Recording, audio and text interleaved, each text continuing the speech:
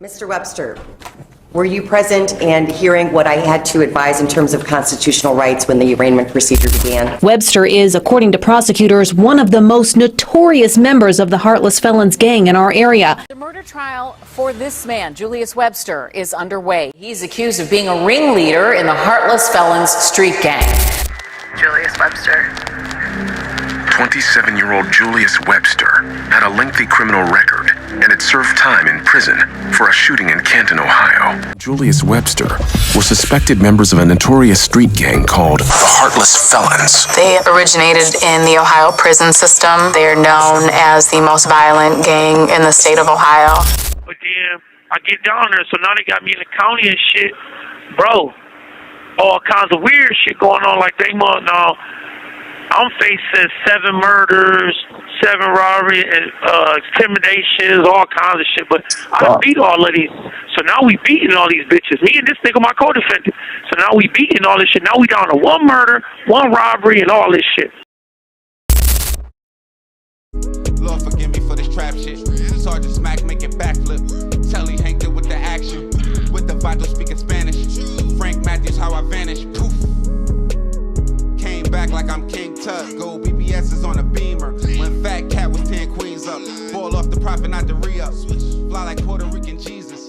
Uptown like I'm Baby May. Just caught a touchdown from the bay.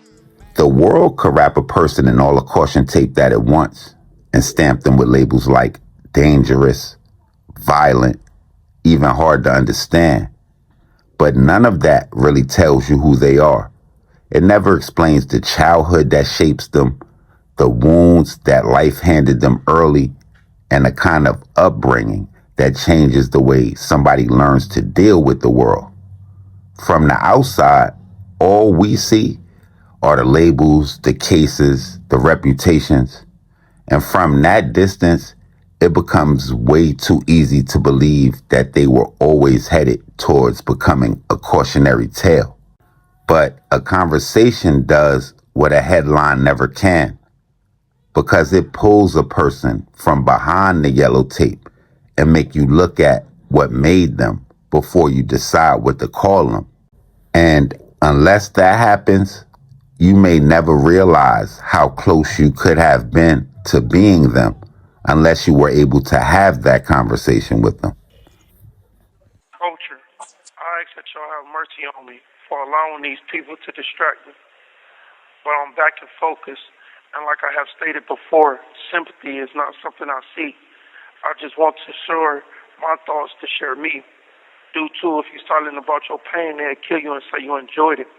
I come to understand they need a monster to point the finger at, to get the focus off their acts of corruption and injustice, to say they need more funding for security, to house us terrorists, they call us, more grants to get more equipment to obtain us terrorists that they call us. If me and my bros ain't the ones to point the finger at, then who Ohio gonna point the finger at? Even with me being on the path that I'm on, fighting to change the image, mentalities of the youth and my bros into a revolutionary and an entrepreneur state of mindset rather than a gangster mindset. Plus these days, these dudes, the definition is different of what a gangster is. Their definition is distasteful, like they got it nowadays. You can snitch on your bro and still be called a gangster as long as you ain't do it to somebody, as long as you do it to somebody that's outside of your circle. Weird shit to me. And niggas backdoor niggas who do that. It's just ain't how me and my generation stood on business. If so, I would only be doing 15 years flat rather than 99 years to life. But since I didn't sell my soul and remained stitch-lipped, I was hit with this time. I've been kidnapped from the streets. They know I'm innocent of these charges, and I challenge anybody to look into my case and say otherwise. And with knowing I'm innocent, I have not imprisoned myself. If anything, I have become more free than a lot of people who are in this free world. Sound weird, but true. So at this part of my career, I'm trying to introduce something new and different with the knowledge that For the past several centuries, there has been a nonstop assault on us, on our humanity as a culture. This nonstop assault has consisted of people being pit against each other through the use of various forms of hate, such as, but not limited to, racism, sexism, homophobia, religion, bigotry, is to the point that nowadays even a fool can see that this cannot continue. We both know the darkest hour falls just before dawn, so embracing me and mine to our task and never doubting our ability to struggle on. I feel one of my responsibility is to motivate a generation of black kings and queens that's on these plantations and on those streets, that despite where they physically may reside, their greatness still awaits them. So I'm trying to encourage and empower my comrades to look past their current circumstances and focus more on where their greatness awaits them. I love my people, I really do. So with my power, resources, knowledge, and wisdom, I'm choosing to lead my people to life, not to death, to righteousness and not destruction. When I was a young boy, I was naive, lost, and hurt, and it showed through my leadership. Now I know my power, my gifts, my influence, and how and when to use them. I used to didn't know the difference or how to exercise them properly, which was dangerous for myself as a king, general of generals.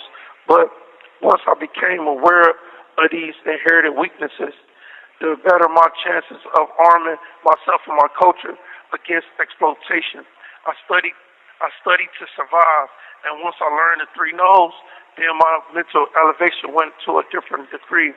And the 3 no's I talk about is know yourself, know your enemy, and know your environment.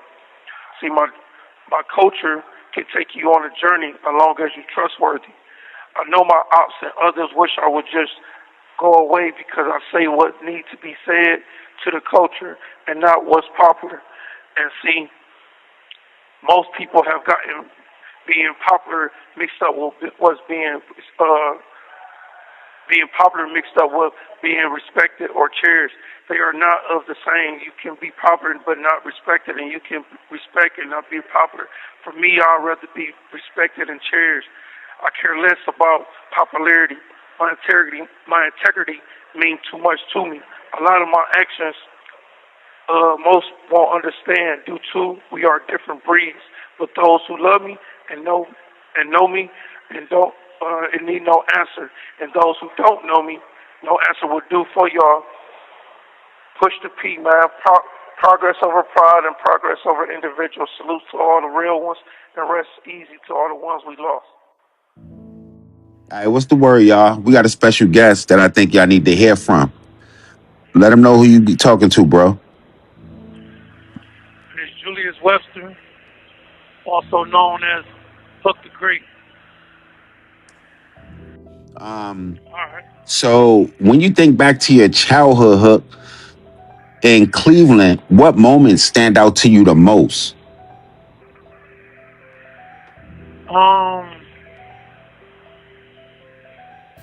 It's being in the hood, like being on 108th and St. Clair, like the vibe. It was just a vibe over there, like every day, just you don't know what's gonna happen.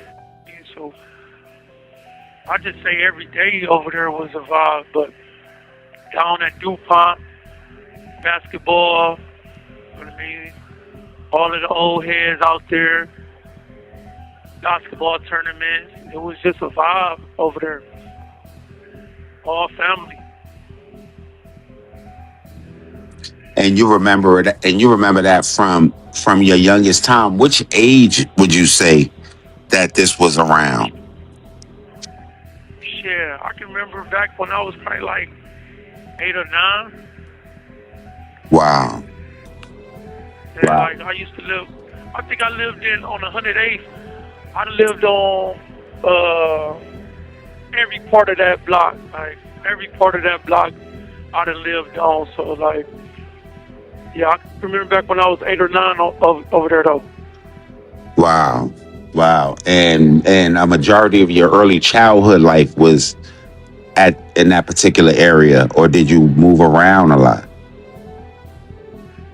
Yeah, like we in Cleveland, my family, we stayed on 108th. It wasn't either we stayed on 105 right off of 108th, or we stayed on Lakeview, right off of 110th. So we stayed close to the hood, though. It wasn't far, but most of the time we stayed in the hood of 107 to 109. Okay. Okay. Now, what was your household like growing up as far as like the structure, stability, or was it chaos? I, I don't know how to. I don't know, man. It was like, I don't know if my mom and my dad really understood what. I think it was just a strong bond in the household. I don't know about love though. Like I can't say love. I don't knowing what I know about love now. I don't think it was love. You know what I mean? My dad. Only thing I can think of when I think of my dad, I can just think of this nigga kicking ass. Like, but then we had good moments in the household though. It was good sparks, but most of the time it was like uncertainty, chaos, and what corporate world call abuse. When I was a young boy, I just thought it was normal for what was going on in my household. You know what I mean? But now getting older, I understand that it was a lot of chaos though. So I don't know. I don't think it was no love though, because I don't even think my dad or my mom really understood what love is though. Hmm. Not to the kids. I'm talking about just love, period. I don't think my mom, rest in peace, to Mama Z, but I don't even think she experienced a man really loving her. And I don't think my dad allowed a woman to really love him. Like, to this day, my dad's still around. I don't think he have experienced that type of love. I think my mom loved him, but he didn't know how to accept it. So all he used to do is kick her ass. So I don't know, like, we had good moments. I can think of times when we had Christmas times. We had the most boys of all of the out of all of the kids. When it was most of the time it was bad in my house. We could get our ass bringing the goddamn him. He said he want a glass of water. We brought it too slow, or we didn't bring the ice right, or we didn't come fast enough, or it was just like anything we could get our ass kicked for though. So it was like, it sounded like it could have been a mix of both worlds. It kind of broke up a little bit, but it sounded like you said you remember times having the most toys during Christmas. Yeah, like, that's one of the things that my mom, when Christmas came, and she ain't have a job, so when I was young boy, I was just like, damn, my mama, I know we gonna have a good Christmas, you know what I mean? But my mom never had a job though, so I ain't never understand all these. We had all of the top of the line shit every trip. Sega came out, had Sega. PlayStation came out, had PlayStation. Had all of, we never had Jordans. We had everything that you could think of. We had, and my mom never had a job though. Like, that's crazy. Now, like, when you say we, who was growing up in the household that you're speaking of? Oh, me and my brother. I got a brother, my older brother Boo, and then I got he 1 year old, 2 years older than me. I think the nigga 2 years older than me. And my younger brother, he right under me though. My little brother, Jerome. Okay. Ronnie. Okay, so it was pretty much y'all three and mom and dad in the house. Yeah. So when you think about like early on in your life, how early did you feel pressure to grow up fast, or did you ever feel that kind of pressure?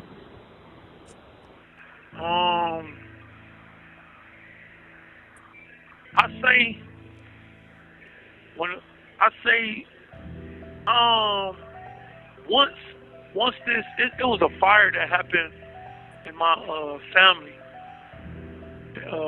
My mom went to jail for it, and from that point on, pressure was on. Like, my mom went to jail. My dad is a street nigga, and a nigga that ain't got no stability his damn self, so he trying to do what he can with us. And motherfucking after that, it was a wrap. Like, you know, my older brother, you know, he was the basketball guy. Like, he did his thing with that rock, so everybody viewed him doing something with that basketball. So everybody wanted to grab him, you know what I mean? And when my mom was in jail, so now it's 3 kids, who go to grab her? Everybody wanted to grab my big brother. But, and then as my little brother, he the baby, so they like, oh, we'll grab him. When it come to me, it was like nobody was trying to get me, though. It was just like, hey, you know what I mean? So I started to go to like foster homes and group homes and shit like that. And then out of the blue, my aunt, Vicky, my mom's sister, she came and got me. But at this time, you know what I mean? I'm mad. My mom locked up. I'm mad that everybody, you know what I mean? Ain't nobody come and grab me, you know what I mean? Like, I'm like, damn, ain't nobody love me. So when I got with her, I was already, frustrated, angry. So I'm beating up anybody that's on that street. Anybody in my generation on 100 days, I done put my hands on. And it wasn't like I'm just fighting kids just to fight. Every day I'm into a fight. I'm fighting my cousin, my aunt, she had kids of her own. You know what I mean? I'm fighting my cousin Donald every day, you know what I mean? So she like, I'm getting kicked out of school, you know what I mean? So she like, yeah, he got to go. So then now I'm back in the system again, and they put me in the system, and now they put me in a spot where it's group homes and foster cares, and I'm thinking, okay, it's going to be good, but you know what I mean? I got to one foster home, and it's a white people, and the white dude want me to motherfucking, I'm like, at this time, I think I'm like 10, 11, something like that. And this white dude, he want me to fuck his wife. Every day, he wanted me to fuck his damn wife right in front of us. Like, and I'm a young boy, I'm like, you know what I mean? Alright, I ain't knowing that this is fucked up at the time, but alright. What? And what the weird part is when I'm fucking the white lady, he in the background, like, yeah, give it to him, he calling me the N-word though. I ain't even on conscious of what's going on. Yeah. I'm just, you know what I mean? And so it's like that, and then I go to other group homes, I get abused at these group homes. So yeah, like once that fire happened, yeah, it was over for me. Like I just started I started going in. Then the streets adopted. What? How old were you when the fire happened? And did your mom go to jail for the fire? Yeah, my mom went to jail for the fire. And when she went to jail for the fire, she ain't do the fire though. That's you know what I mean? She ain't do the fire, but she know who did the fire. She was protecting one of her kids, you know what I mean? And she knew what happened, and you know what I mean, something like that. So when she went, I don't really know exactly how old I was, but I think it was like, I think that fire happened in like 96, 97, somewhere like there. Okay. I think somewhere right there. I don't remember exactly. Okay. But yeah, after that, it was enough for me. Do you remember? It was different. Do you remember that first group home that they sent you to? Yeah, I went to a few of them. You know what I mean? I went to Lincoln Place. I was at Lincoln Place. I was at Boys Town. Then I was at Paradale. The last one, yeah, I was Paradale. I seen a big scandal with Paradale, like in the news. I'm grateful I'm being heard, so others can be heard too. For more than 1 year, the News 5 investigators have been telling us about women breaking their silence about child abuse at the Paradale Home for Children. They weren't expecting as many people to come forward. Angie says she kept this diary during her time at Paradale. This is from October 12th, 2001. Today is my birthday. I turned 15 today. Today started off horrible. He dared me to scream. He told me if I screamed, he'd make sure I stayed in Paradale until I turned 18. So I know some wild stuff was kind of going on throughout those visits throughout the group home. Whether it was what you was talking about went on at the first one or any other kind of stuff, racism, people preying on people. Well, at Paradale, it was just abuse. It was like, it was sexual abuse, you know what I mean? Not only that I'm older and I'm more conscious, I know what the fuck I went through, you know what I mean? At that time, I didn't understand what I was going through, but all of these things that I went through is what Ohio created. That's how I look at it. Ohio created, you know what I mean? I'm a young boy.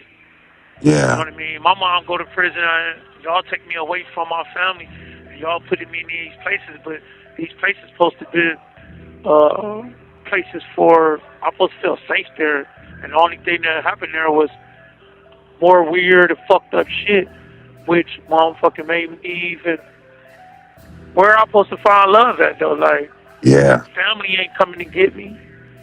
People that took me from my family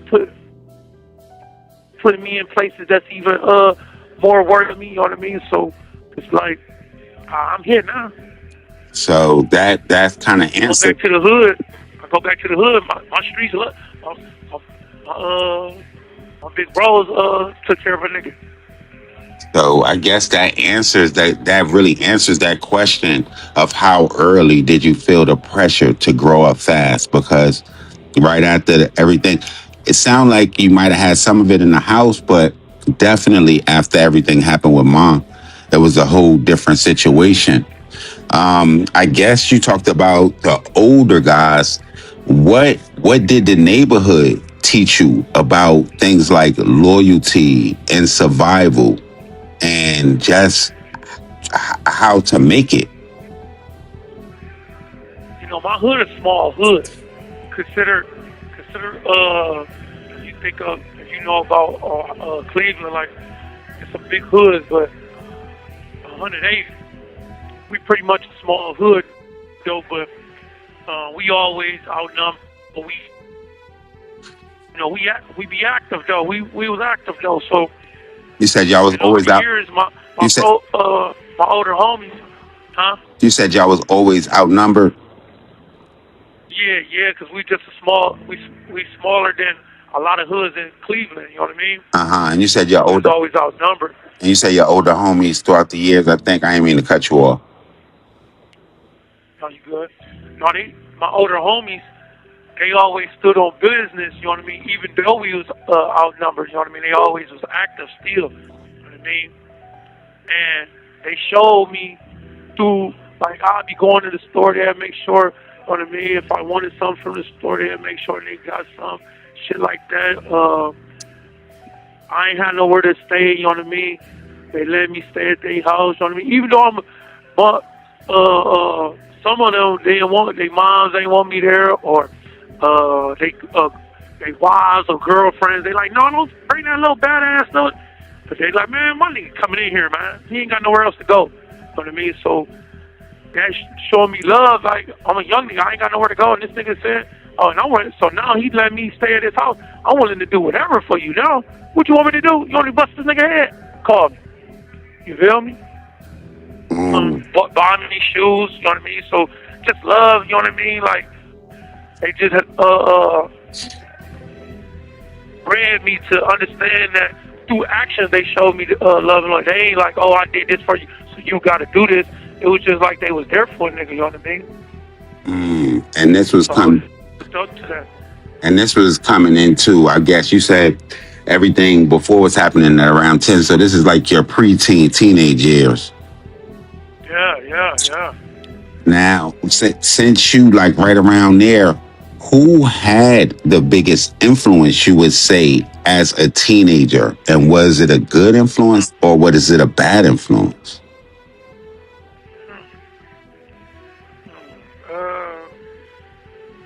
long live my brother AI. My brother AI, he we ain't blood brothers, but anybody that know me know my brother AI, and we always looked up to him. You know what I mean? He was smaller than me, shorter than me, but he was older than me, and he's from my hood, and he always just took me in, and he taught me a lot as a man. I remember when I was a young boy and I had my first son, he was on top of me about being there for my son, and he like, oh yeah, we don't do the deadbeat thing. You know what I mean? Because I'm out in the streets, so I ain't showing up for my son how I'm supposed to. And he like, oh yeah, you gotta go see your son. Hey man, you gotta go buy some milk. I might only have $50. He like, boy, I gotta go to me. So him just embedded in me on how to be a man. You know what I mean? But then he showed me how to be in the streets and how to stand 10 toes too. You know what I mean? So how to fight, how to motherfucking do anything that was me when it comes to me being who I am. I credit my brother AI in Cleveland, but then I got another part of me that was bred out in Canton, Ohio though.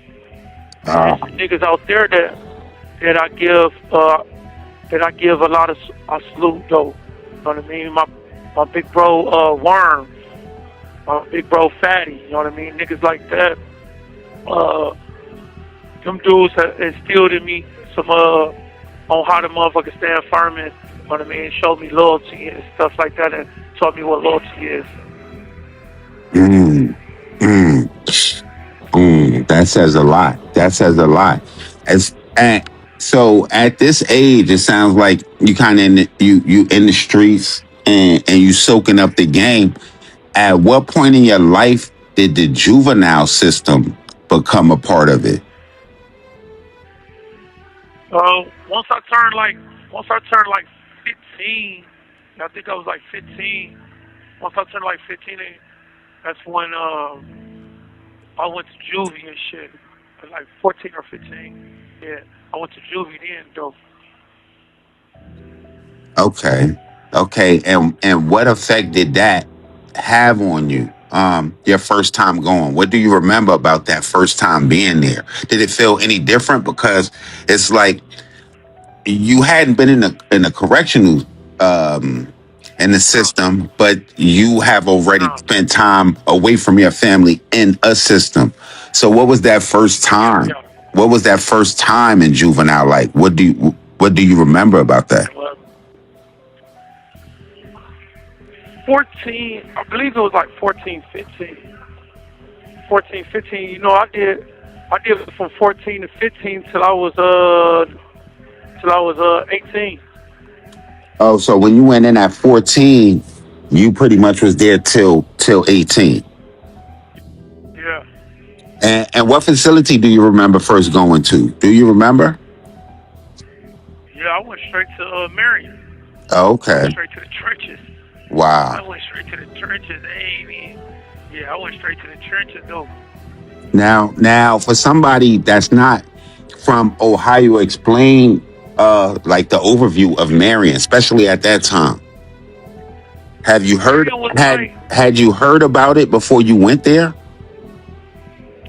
Yeah, as you waiting to go, as I'm waiting to go, I heard about, you know what I mean?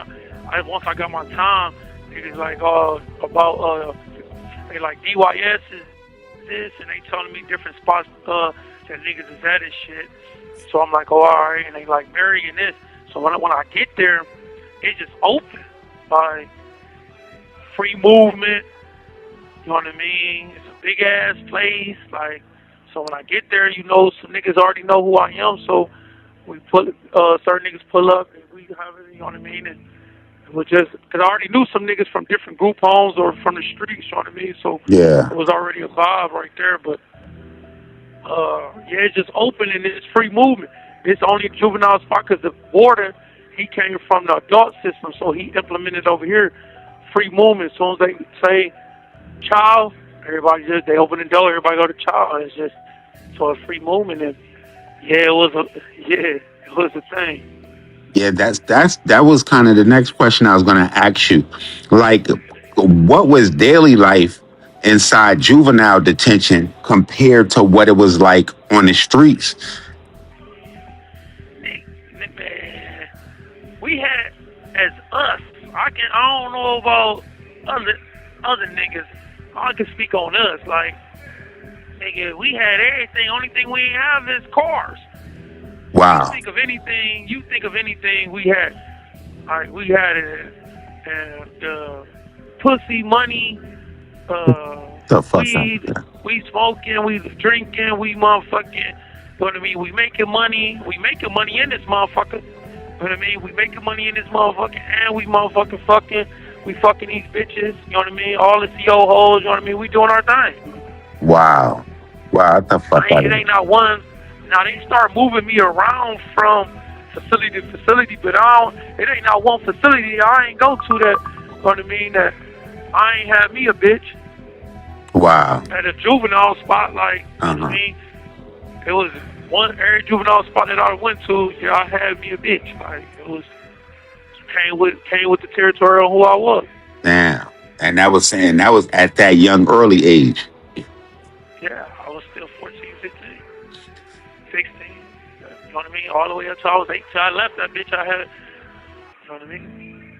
Now, so since we get into you just kind of establishing yourself in detention, while you was inside juvenile detention, what did the name Heartless Felons mean to you at the time, and how did it first, like, come into your life? Shit, how I can answer that is, if they know, they know. If they don't, they don't. Yeah. If people know, they know. If they don't, they don't. They don't understand. Yeah. Now, so basically from juvenile, how did the relationships from inside there, how did they form inside there? Who did you know, who to trust? And why did you trust them? I know you talked about knowing some people from the outside. I know my guys from the street, so you know what I mean? I got guys that I was locked up, I was on the streets, what I mean, and then I got guys that, you know what I mean, I met in the detention center and shit like that. So, and like I said, over time, you just build camaraderie with niggas. Just once you're around and you're like, okay, I like him, so you just build camaraderie. And you start to form, and you want to be around your kind, so you just start, and we just like, okay. We just all... Now, anywhere else. You said, say it again. I said it's like anywhere else. You go to a job and it might be you and another black nigga there. Yeah. And you like, oh, hey, what's up, bro? And once he give you that head nod, and you get that vibe, like, okay, this is my guy. Now y'all going on break together. You know what I mean? So yeah, just talking to your people. Yeah. Going to a new school, moving to a new neighborhood. You know what I mean? Yeah. So looking back at it, like now in your life, do you think that environment shaped who you became afterward? I think my whole, for real, Brody, I think my whole life shaped me to be the individual that I am today, though. Like, everything I've been through, I don't look like what I've been through, for sure, but everything I've been through, you know what I mean, shaped me to be who I am. You know what I mean? How can I trust anybody after the things that I've been through? How is it easy to trust people after the things I've been through? How is it easy to love people after I'm losing so many people? And I'm motherfucking, the people that say they love me ain't showing up the way that they supposed to be showing up. You know what I mean? So, some people would have turned them cold or whatever. I think with me, I can only say from my standpoint, other people might got the other one, but I flipped it though, and everything I went through, I don't want my little bros or my comrades to go through. So, you know what I mean? I have I might never understood what love was, but then I know what I want love to be though. I know this ain't what how can I explain it? When I went through and people were saying that was love, I'm like, yeah, this ain't love. When my big homies was showing me certain things, I got glimpses of what love and loyalty was. You know what I mean? I didn't get the whole enchilada, but you know what I mean? I got a nice glimpse of it. And then once I got that taste of it, I craved it because I didn't get, you know what I mean? Once I got it, I wanted more of it. So my bros, my comrades, was the best loyalty and love that I ever experienced. Wow. Wow. And people, even though people speak ill of us, you know what I mean? They don't know how, don't understand us at all. But you know what I mean? Like I said, if I needed something, you know what I mean? Them is the guys that I can call on. If I good or bad, you know what I mean? I could call on my bros, and I'll do anything for them niggas, man. Period, point blank. You know what I mean? And I know they'll do anything for me. And if anything that my culture asks me to do that's in human form, I'm willing to do it. And I know my culture won't ask me to do anything that go against or that make me surrender my mental liberty and my motherfucking self-respect. So, you know what I mean? And I believe the love that they have shown and the love I have shown is something to be admired. But if you were in the culture, you know what I mean? Anybody else would say, oh, they're just some fucked up individuals banding together. But, you know what I mean? I love my guys and my guys love me.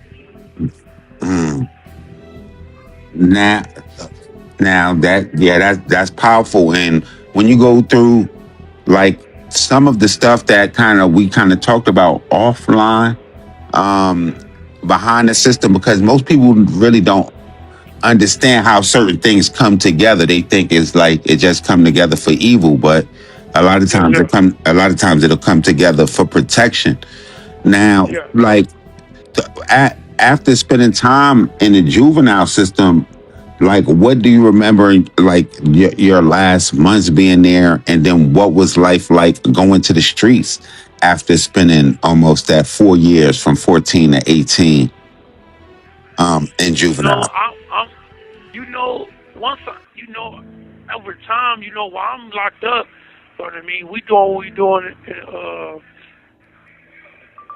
free, you know what I mean? We get money, we doing our thing or whatever, but we harbored and we encourage and we be on top of each other about studying. You know what I mean? Like, and education. So self-education to us was real big. You know what I mean? So a lot of my bros, you ain't gonna find too many of us that's dumbass niggas though. You know what I mean? Like, in my generation, ain't too many niggas that you gonna find as dumbass niggas. We was on top of each other and hey bro, like urban books, we wasn't into that. 13, 14, we reading philosophy type books, war strategy type books, like off top. You know what I mean? So, by the time I came home, by the time I was going home, I feel like I'm a grown man. I feel like you know what I mean? I feel like I'm him. Everywhere I go in this system from 15, I'm him. You know what I mean? So now I'm about to go to the streets, and I still got that same mentality. I'm him. You know what I mean? And when I went home, I'm like, okay, I just got to get some order to the disorder so I can, you know what I mean? And only thing that hit me wrong was the financial part, because once I got home, the bag wasn't waiting on me. A lot of my guys that was out was locked up now, so now I couldn't get that bag dropped off on me. So now it's like I'm the only nigga that's out this bitch that's trying to put this shit together. So now I'm like, okay, let me go ahead and I had to get right. But once I started to get right, you know what I mean,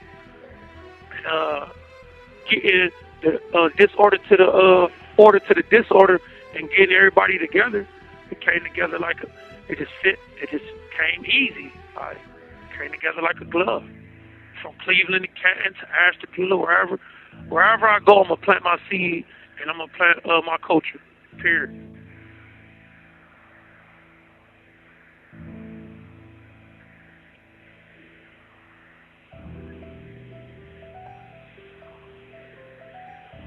Yo.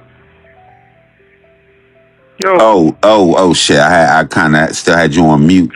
And I was just talking. I was saying how you answered like a lot of the stuff or some of the things from this next question. I was going to ask you, like, coming home, what was some of the pressures that you was carrying at that time? Like, whether they were like financially, you talked about people not being there for the bag, or personally, or even socially trying to adjust back to being free all the time. I wasn't thinking about at that time at 18. I wasn't thinking about no fitting in with society. Society need to fit in with us. Straight up, like society need to fit in with us.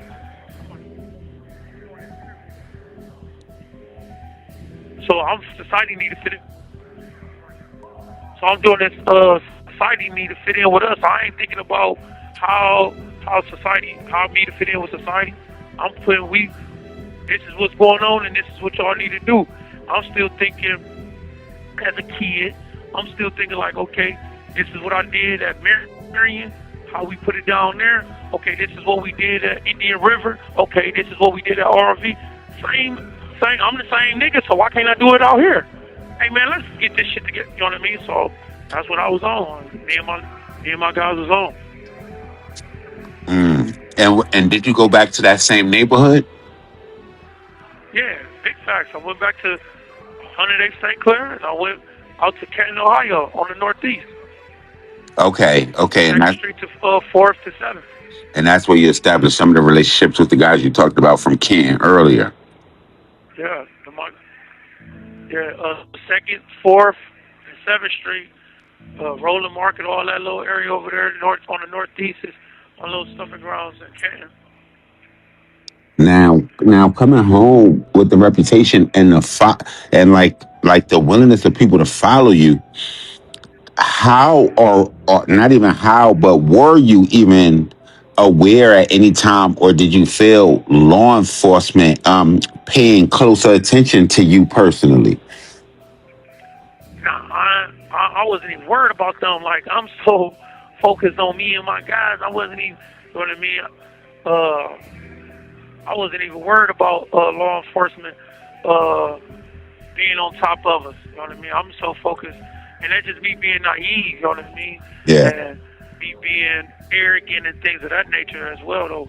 Because I had the studies, I had the knowledge, you know what I mean? If I would have put the knowledge that I had into play, things would have went better. But the pressure, it was just pressure on self, you know what I mean? Because I'm like, man, my guys locked up, my bros that, my close circle, they all locked up. All my close bros, comrades locked up. So it's up on me to get order to the disorder. You know what I mean? And a lot of niggas already knew me already before I got locked up. You know what I mean? They already knew of me. Yeah. This is before I got me and my thousands of niggas behind me. You know what I mean? So, like I said, now you got me and you could think of any one city and every main nigga in that from each hood all rocking together. Every nigga that's from the main nigga from this hood, the main nigga from that hood, the most active nigga from this hood, the most active nigga from that hood, all together. And we all fuck with each other, and we all fucked up about each other. Yeah. That's pressure. Yeah. And it's powerful. That's pressure. You feel me? And like I said, like I told you before, a lot of people, in any other way, people would be like, oh, that's, you know what I mean? I tell people, like I told you, the best teacher is my opposition. which is the government. So, but one of the things they do is they powerful in is unity. They show how unity is. So when me and my bros sticking together and being together, what's wrong with that? I don't understand what's wrong with us sticking together and being together, and we motherfucking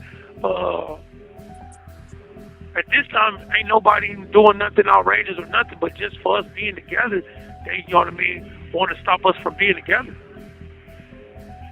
You know what I mean? That's and that just speaks volumes, because they want a lot of this. If you understand history, they don't never want no black people to unify together anyway. You know what I mean? They don't want no black people. So black powerful men, nah. They guys, they want us to be against each other. That's what gangs how gangs got at war with each other to begin with. You know what I mean? These government, we was together at first, and they think that it was powerful, and they think that so many guys was unified, and they start implementing and trying to put guys against each other. And if you wasn't on point, you wouldn't be able to catch it. You'll be like, oh, he said that about me? They disrespected me? So now you all beefing, and they the ones that created the beef. And it really ain't no beef, though, but they just want to try to stop being cool with each other. You know what I mean? So that's only if you understand history and understand, but me and my bros don't let that happen to us. No matter the distance, no matter, because what they try to do is, even when you catch a case, they try to pit you against, hey, yeah, he said this, he said that. You got to just know, you just got to be standing on 10 toes and know who your guy is in the next room. Know who you're dealing with, because they can feed you anything, and you will go for anything if you don't know. And if you're not solid with your team, or you're not solid with self, you would be like, oh, he said that? Oh, yeah, he said fuck me? Oh, okay, well, it's fuck. No, they didn't just, without, it's a strategy, it's called divide and conquer, and it's a thing called COINTELPRO. I encourage everybody to look up. COINTELPRO. Government is COINTELPRO. Yeah. You know what I mean?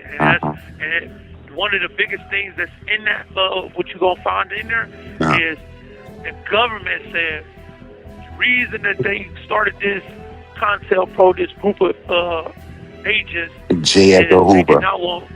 It was J. Edgar Hoover. He started, y'all. He said that they did not want another black leader to rise up to be the next black messiah. So he gave a green light for his agents to go out to arrest people, even if they ain't do nothing, false imprisonment, kill them, start wars amongst the different groups. Whatever you got to do to stop them from rising up to be a powerful group. Martin Luther King, do it today. The Martin Luther King, the Black Panthers, to like it's like, if you know, you kind of know the history of that, and that's crazy. Kind of like, is that something that you gained knowledge of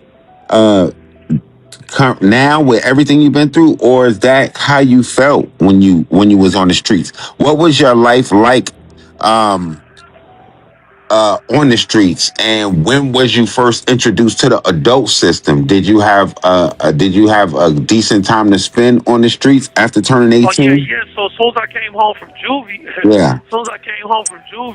I only been out like 6 months maybe. And one of my older homies, I just get into it with my older homies. This is how much. So I'll get into this weird. So I get into it with my older homie about my bitch. I was talking to my bitch. Her name was Deanna, and she tell me that this nigga he was trying to fuck. So I pull up on him like on some aggressive shit, like, hey nigga, what's up? Like, nah. So me and this nigga about to get into it about this. he telling me no, she telling me yeah. So I'm like, man, nigga, you got me fucked up. So later that next day, he tell me, hey man, I gotta play, man. Fuck that bullshit right there, man. Fuck that shit right there. I gotta play. So we about to go on this play and shit. And while we going to play, we get pulled over. The police coming behind us and shit. He just came home from doing like a 10-ball though. So I'm like, man, give me the guns. I'm young boy, so I'm like, man, first I ain't about to let my nigga get jammed up for the, you know what I mean, want a nigga from the hood. Even though we just fell out about this bitch. Yeah. You know what I mean? And that's she was my first love too though, so I'm motherfucking like, but I took the guns and I got caught with them, so if he would have got caught, he would have got some years. Yeah. So I got caught with him, I did like 9 months. That was my first time in the adult system, I did like 9 months.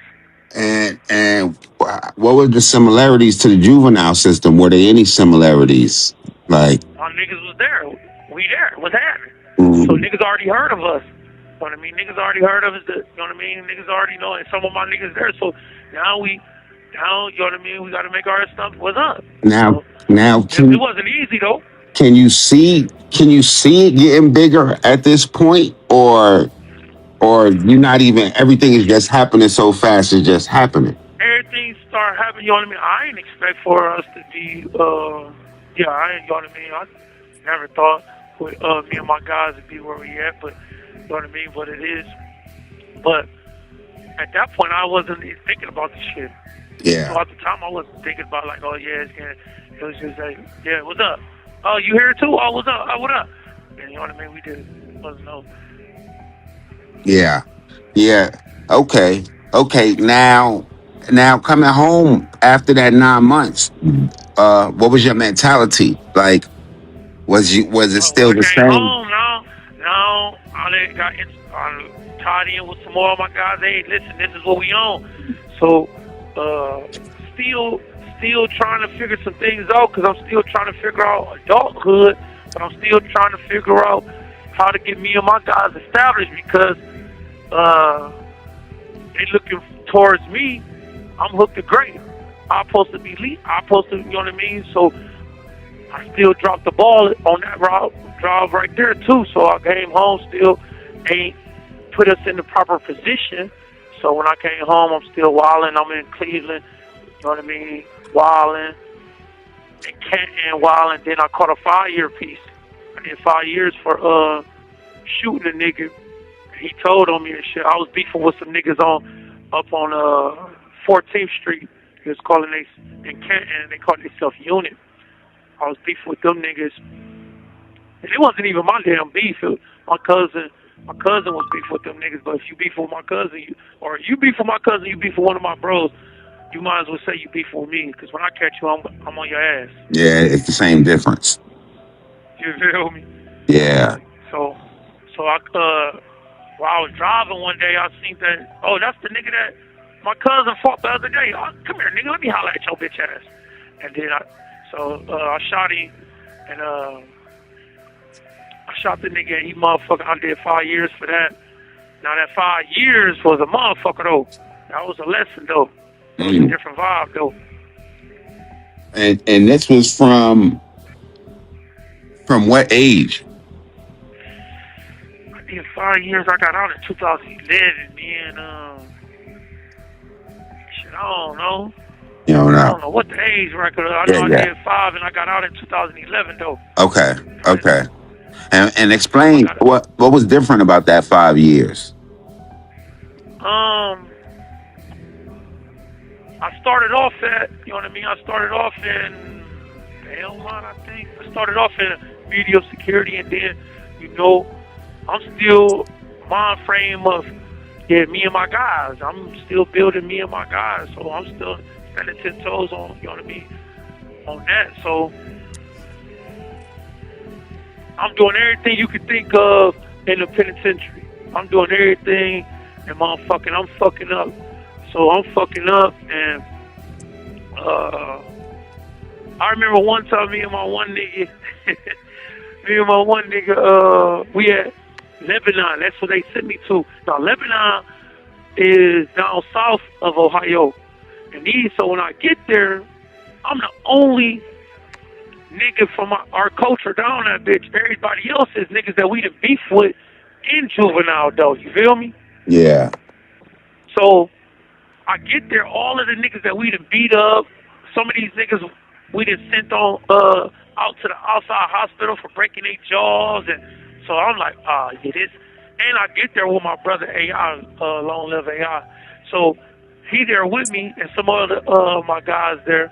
They came on the bus with us and shit. So when I get there and shit, you know what I mean? I had to motherfucking fuck some niggas up as soon as I get there because they like, oh, you by yourself now, and they think a nigga ain't gonna stand 10 toes. So I had to fuck some niggas up. But I remember we kidnapped the nigga. How you kidnap a nigga in prison? But we kidnapped the nigga. I was a broke nigga at the time, so nobody sending me money and all this shit. I ain't had no family sending me money and shit. So me and my nigga, we kidnapped the nigga, took him in the motherfucking room, held the nigga in that bitch, and my bro, while I got him in the room, he went down to commissary, used the nigga ID, and got us some took all the nigga money off his ID. We left the nigga in the room, motherfucking hog-tied and shit. His nigga came in on hog-tied. We went to the hole, because this nigga, my nigga, he wrote his name on the nigga canteen receipt on some stupid ass shit. Oh. So, his reflex. Like that, so, his reflex. Yeah, so, you have 1 minute remaining. So he just wrote his name. He wrote his name, and so just shit like that. So I'm just doing all kinds of shit. You know what I mean? Stabbing niggas. I'm doing all kinds of shit. And so then next thing you know, I'm in maximum security. I'm in OSP my last 2 years. You know what I mean? I went from Lucasville. Then I went to Lucasville. Did some time there. Then I went to OSP. So now I'm in OSP, and that was for me to have my last 2 years there was fucked up. Cause me going home, I was fucked up mentally.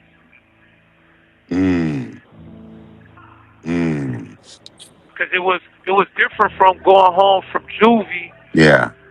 You know what I mean? Now I'm an adult and I'm behind this door 24, no human contact. So when I went home, the hood had a block party for me, and it's so fucked up. Niggas coming behind me, trying to pat me on the back, hug me, and oh yeah. So my hood had a block party for me on 108th and shit. So it was just like the strains of being locked up really affected me, being in maximum security and going straight home. But I mean, like, being in Supermax and going straight home, like, up there, you know, you got niggas that's talking shit all day, and then you got niggas, they call it sail bang, you got niggas sail banging all goddamn 24/7, so that's a strain on your mind. Then you ain't got no contact with nobody, you know what I mean? So going home, motherfuckers want to hug you. I ain't been touched by nobody in you know what I mean? I ain't been around people for 2 damn years, and now I'm motherfuckers trying to run up behind me, and it's just, even for my nephews and kids, just running up on me it was a strain on me though. I was dealing with mentally. And did you feel that the whole time after going home from that particular stint? Going home, like, I had to shake it off. It probably took like 2 months to shake off though. Okay. Took like 2-3 months to shake off. And what was life like after coming home? Because I'm not mistaken, this is after the 5 year Canton case. Yeah, it was I remember, so this probably can answer the question. I remember, so me and my one homie, Lil D, we out in Cleveland. Me and my he's from the hood, from 108th and shit. We riding around. So while we riding around, we slide to we go to rallies, and we see this little red Charger, this red bone pull up. So I'm like, oh shit, hey, who that? So I holler at her. Boom. Now this is for the block party though. So this is before my block party. So I holler at the shorty in the red Charger. Boom. So now the theme for my for the party bus is red bones only. I'm living with a chick, and she a chocolate chick. So while I'm getting dressed to go to the get on the party bus for the block party, I'm like, she getting dressed. So I'm like, what you getting dressed for? Where you about to go? She's like, shit, nigga, get ready for the party bus and go to party. I'm like, bro, you know the theme is red bones only. She like, nigga, you got me fucked up. So she all mad and shit. Oh, wow.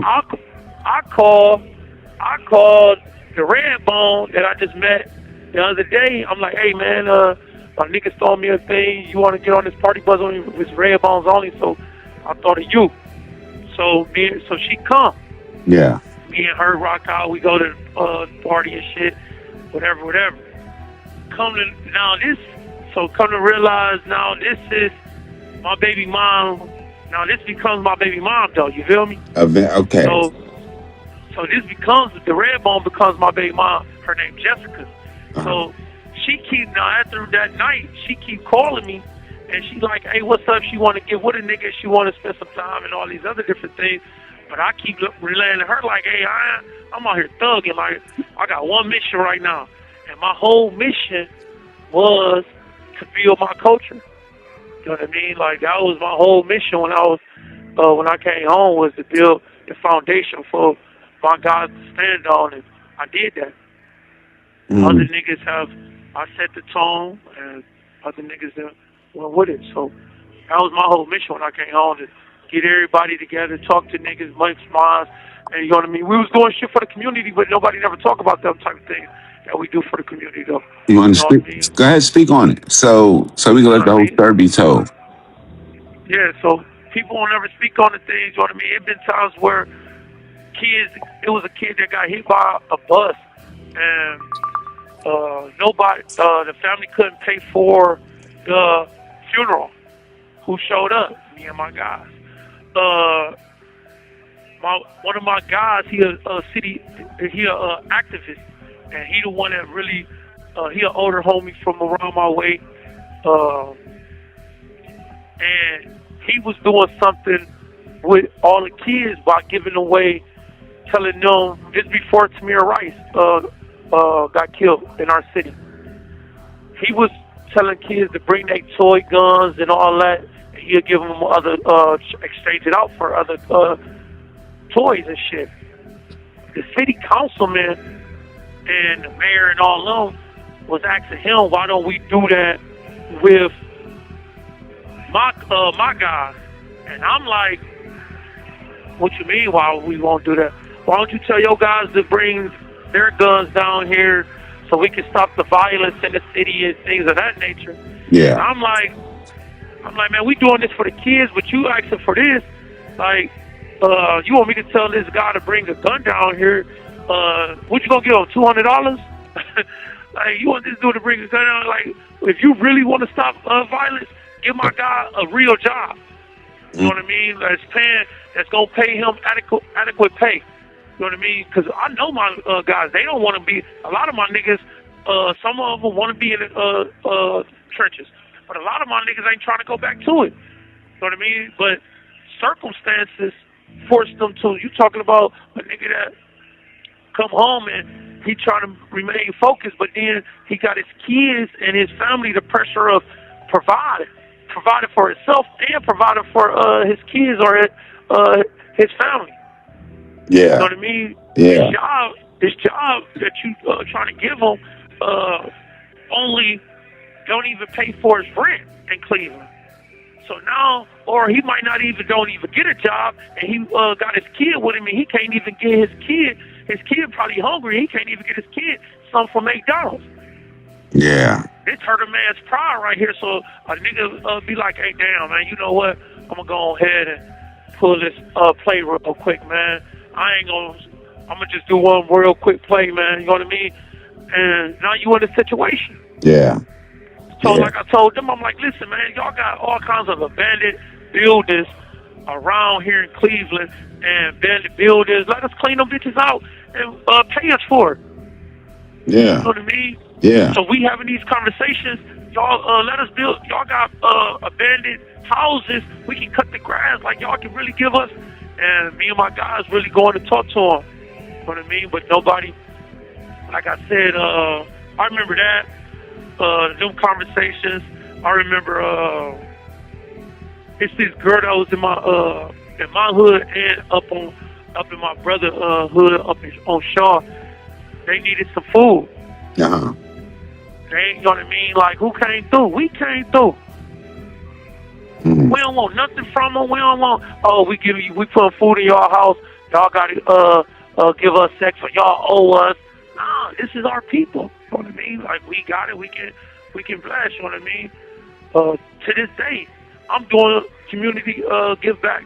I'm book back giveaways. I'm all the way out in Colorado doing this. Like, for what? I don't get nothing I don't got no nonprofit. I don't get nothing from this. I love my people, man. Yeah. So, like I said, they don't never talk about the good, though. You know what I mean? They just say we monsters, though. But I mean, like I say, they got to point their finger.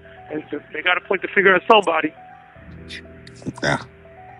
Absolutely. Yeah, absolutely. And yeah, because they wouldn't be able to do some of the certain things that we talked about if they didn't have that scapegoat. Yeah. You know what I mean? They don't talk about, like I said, my bros, I got a couple bros that go to the youth programs and talk to them about peer pressure, gangs, and all these different things. You know what I mean? They don't talk about when it's time for it. Yeah, there's so many things that me and my bros do that they only speak of some highlight or some of the things that they talk about don't even be true at all. They just, everything they blame on my culture, you know what I mean? But like I say, we gotta be the monster. If we ain't the monster, who else in Ohio they gonna be able to say the monster so that, you know what I mean, they can get their little fundings and grants and things of that nature. And they ain't doing shit with them. The neighborhood's still fucked up. The motherfucking school system's still fucked up. You know what I mean? So you getting all these grants and all these things, you know what I mean? You ain't, like I said, we was at the table trying to really fix, me and my guys was really coming up with ideas on how can we fix our neighborhoods and how can we, you know what I mean? They ain't want to hear that. They ain't take not one of our ideas or say, let's work with us. You got to work with us. Same thing like this prison system. The COs and the inmates got to coincide with each other. So this, so it can run smooth. Same thing on the streets. If the city council and mayor and all of them say they want to stop gang violence, you got to work with the niggas that's in the streets. Pretty much. You know what I mean? Hey, I'm from the trenches. Niggas look up to me. Hey, I'm telling you, this is what we need to do, but it just show that you really ain't trying to stop the gang violence. You really ain't trying to stop. You really ain't trying to stop nothing. It's just a campaign headline. That's it. A conversation piece. That's it. It's crazy because you talk about like the need to provide and like the responsibilities seeming like they kind of stepped up a little bit after that 5-year sentence. Big fact. When you look back, looking back at that particular period in time, were there any moments when you felt like shit was just closing in or just a lot of pressure, or it was just still every day kind of just living in Cleveland, just going with whatever was in front of you? When I came home from the fire, my big homie, one of my big homies that I was locked up with, he dropped some jewels on me on how to look at life and how to look at certain things. He's like, bro, this shit is like, it's a family, but it's a business. So you got to start looking at this shit as a business, man. And clock in and clock out.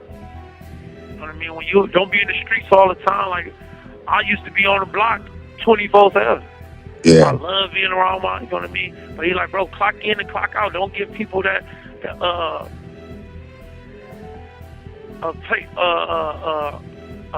chance. Okay, they like, oh, Hook gonna be on 108th because he stay there 24/7, or he gonna be over on 4th Street or 7th Street or 2nd Street because he stayed right there all the day. He's like, bro, when if you look at it as a business, you clock in at 9 o'clock in the morning and you leave the streets at motherfucking 9 o'clock at night, 10 o'clock at night.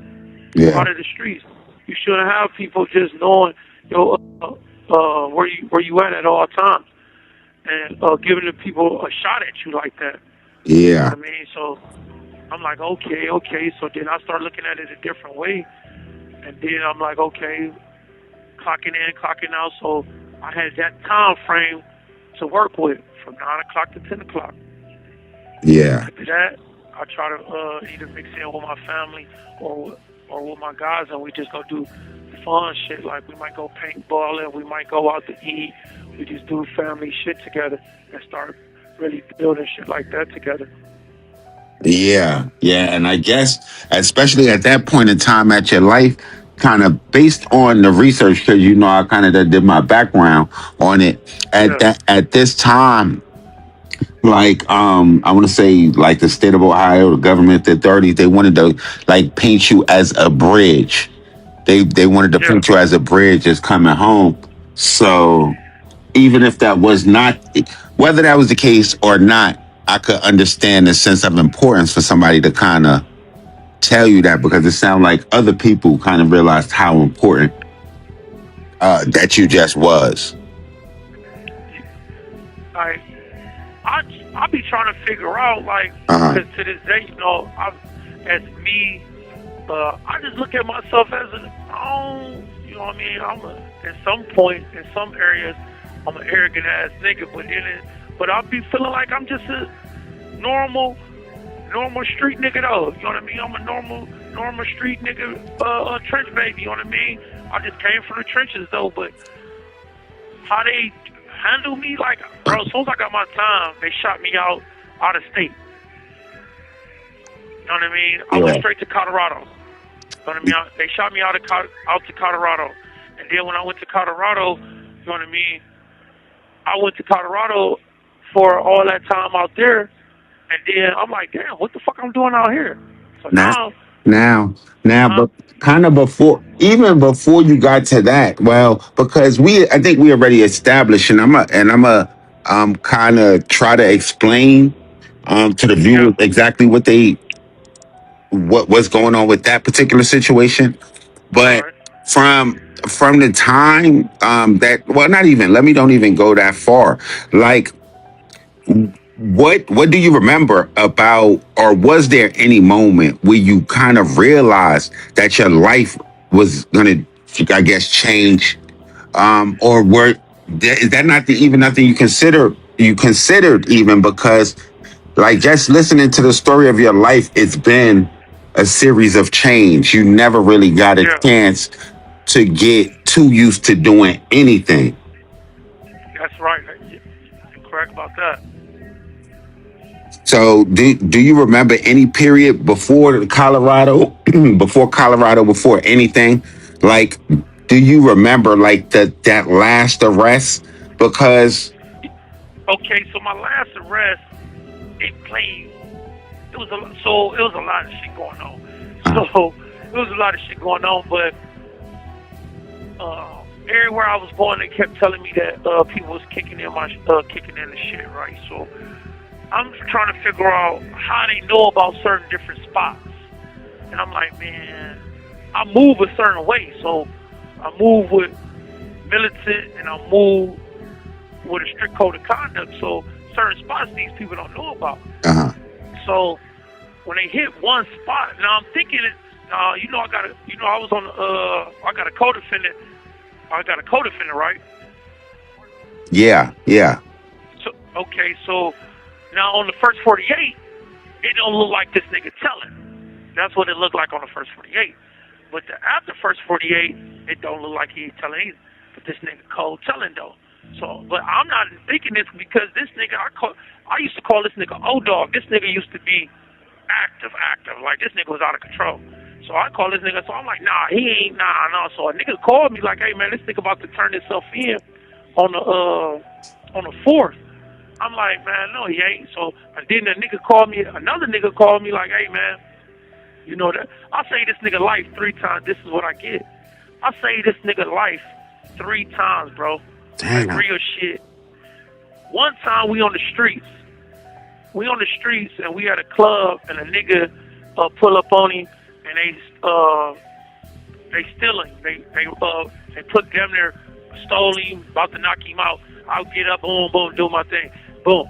So we get outside. They about to try to shoot the nigga. Boom, I do what I do. Boom. Now, come to find out when they find out who I am, that they get into it with me. They pull up. Pull up like, hey man, hey Hook, we ain't got no problem with y'all niggas. That nigga right there though, he's a rat. I'm like, man, without no paperwork, nigga, I ain't trying to hear none of that. All right, fast forward, this case come about. One of my cousins called me like, hey bro, yeah, you know that nigga a rat. Even my cousin, I'm like, man, you can't tell me this nigga a rat, bro. Like, that's my nigga, bro. Like, unless, now this 2 times niggas tell me this. So I'm like, nigga, y'all can't be on to me without no paperwork. Now, things going.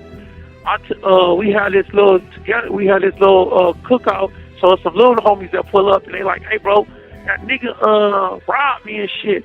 And you know, we don't play that. You don't rob no homies and shit. You don't rob no comrades and shit. So yeah. This nigga, so they like, man, they want to put the nigga on the plate, but I'm like, my emotional attachments to this nigga, I'm like, nah, y'all can beat the nigga up. It's like 50 of these niggas, bro. Damn. I'm like, all 50 of you niggas can beat this nigga up, but y'all ain't about to motherfucking put the nigga on no plate though. So they like, nah, man. So I say the nigga right there. Damn. So like I said, we on the run, and they tell me this nigga about to turn himself in. I'm like, nah. Come to find out, this nigga put a show on and act like he was walking down some projects, and he just got picked up. But I'm like, did he get caught with his gun on him? Little shit like, pay attention to the details of shit. Yeah. So I'm like, did he get caught with his gun? They like, nah. I'm like, this nigga don't go nowhere without that motherfucking gun. Like, I don't give a fuck if he ain't going into if he go into the refrigerator, he got that bitch on him, you feel me? Yeah. So for him not to have his gun on him, I'm like, yeah, that was set up. So it still ain't telling me that he's telling though. Like, I still don't want to believe that type shit. Yeah. And then when they hit this one spot, because I took him there, that's the only person, you know what I mean? So when they hit that spot, I'm like, yeah, he's telling this shit. And boom, I'm on the run and shit. And I was about to shoot down. You know what I mean? I was about to shoot down to motherfucking Atlanta though. And had everything set up, you know what I mean? But emotional attachments again. I wanted to go say goodbye to my daughter and shit, you know what I mean? So I'm like, let me go say goodbye to her. And me doing that, they grabbed the nigga. So how they grabbed me, how they know I was there, I still battle with it today, man. I got an idea, but then I don't type shit. Yeah. But then I get down there, so now they got me in the county and shit. Bro, all kinds of weird shit going on. Like, now I'm facing 7 murders, 7 robbery, and intimidations, all kinds of shit. But I done beat all of these. So now we beating all these bitches. Me and this nigga, my co-defendant. So now we beating all this shit. Now we down to 1 murder, 1 robbery, and all this shit. Damn. So you start out. See, I didn't even notice that shit. So you start out with 7 murder rap, and yeah. So it started off with like 7 murders, 7 robberies, and all this other shit. I'm down and I'm beating all that shit. We done beat all this shit, and now we down to 1 murder. And motherfucker, when we down to this 1 murder, they come back with this one where I get my gang charge. Now they come back with gang charges and a murder charge and a robbery charge, and the gang charge can put all of it together. So now I'm facing 3 different cases under one umbrella now. You know what I mean? Because they so mad because they used to be taking me out of my cell, bro. Like, so before they came back with this last indictment, they used to come to my cell like, hey man, because so many niggas in my culture, like the cutthroat niggas, it was all kinds of niggas that was getting jammed up and shit. So they come out and get me out of my cell like, hey man, we want to know where y'all get y'all guns from. Man, take me back to my motherfucking cell, bro. Quit bringing me out of my cell for this shit, bro. So this last trip, so one time they took me out of my cell and to go to talk to the homicide. And when I walk through the county, the man in black, the CO, no regular COs can walk with me. It's got to be CERT team, the man in black. So they walking me up there, and when I walk up there, I'm like, "What's up, hey man? Nah, my lawyer ain't in here. Take me back, bro." So they take me back. When I get downstairs and I'll make a turn, they stop me. They grab my arms and stop me and make me look in this room. My co-defendant, which is my daughter's mom, Kia, is in there. So I look in there, I'm like, what the fuck? And she walking back and forth pacing this shit. So nigga, they take me, now they move me along and they put me in a holding cell. They only take me back to my cell, my regular cell. They take me to a holding cell, have me sitting there for 20 minutes and then come back like, hey, listen, do you want to, the homicide people say, you want to play ball now that you see your baby mom? I'm like, man, play ball about what? Like, nigga, man, take me back to my cell. I'm like, man, that bitch know what she signed up for. Like, I don't got nothing to say to nothing, man. Like, stitch slip over here. I don't know nothing. Period. So they take me back to my cell and shit. And now, out of the blue, they start motherfucking, they took my visits away. I can't write nobody. I can't get no visits from nobody. Nobody can write me. All that. Like, I can't get no contact with no outside world at all. I can't write nobody. Nobody can write me. I can't call nobody type shit. And that was in the county. That's in the county. Now, I ain't even got found guilty yet. And that's what I was about to ask you. Did you get any kind of feel, because they got a lot of, like, even though you kind of had your fair shares of like dealings like with the police, did you feel like this arrest, I guess the charges when they coming at you with murders, I guess that feel bigger, but they was like, they had you plastered on the news. They almost portrayed you a certain way. You was on shit like the first 48. Like, was that playing out in real time while you was in the county, or did this all happen?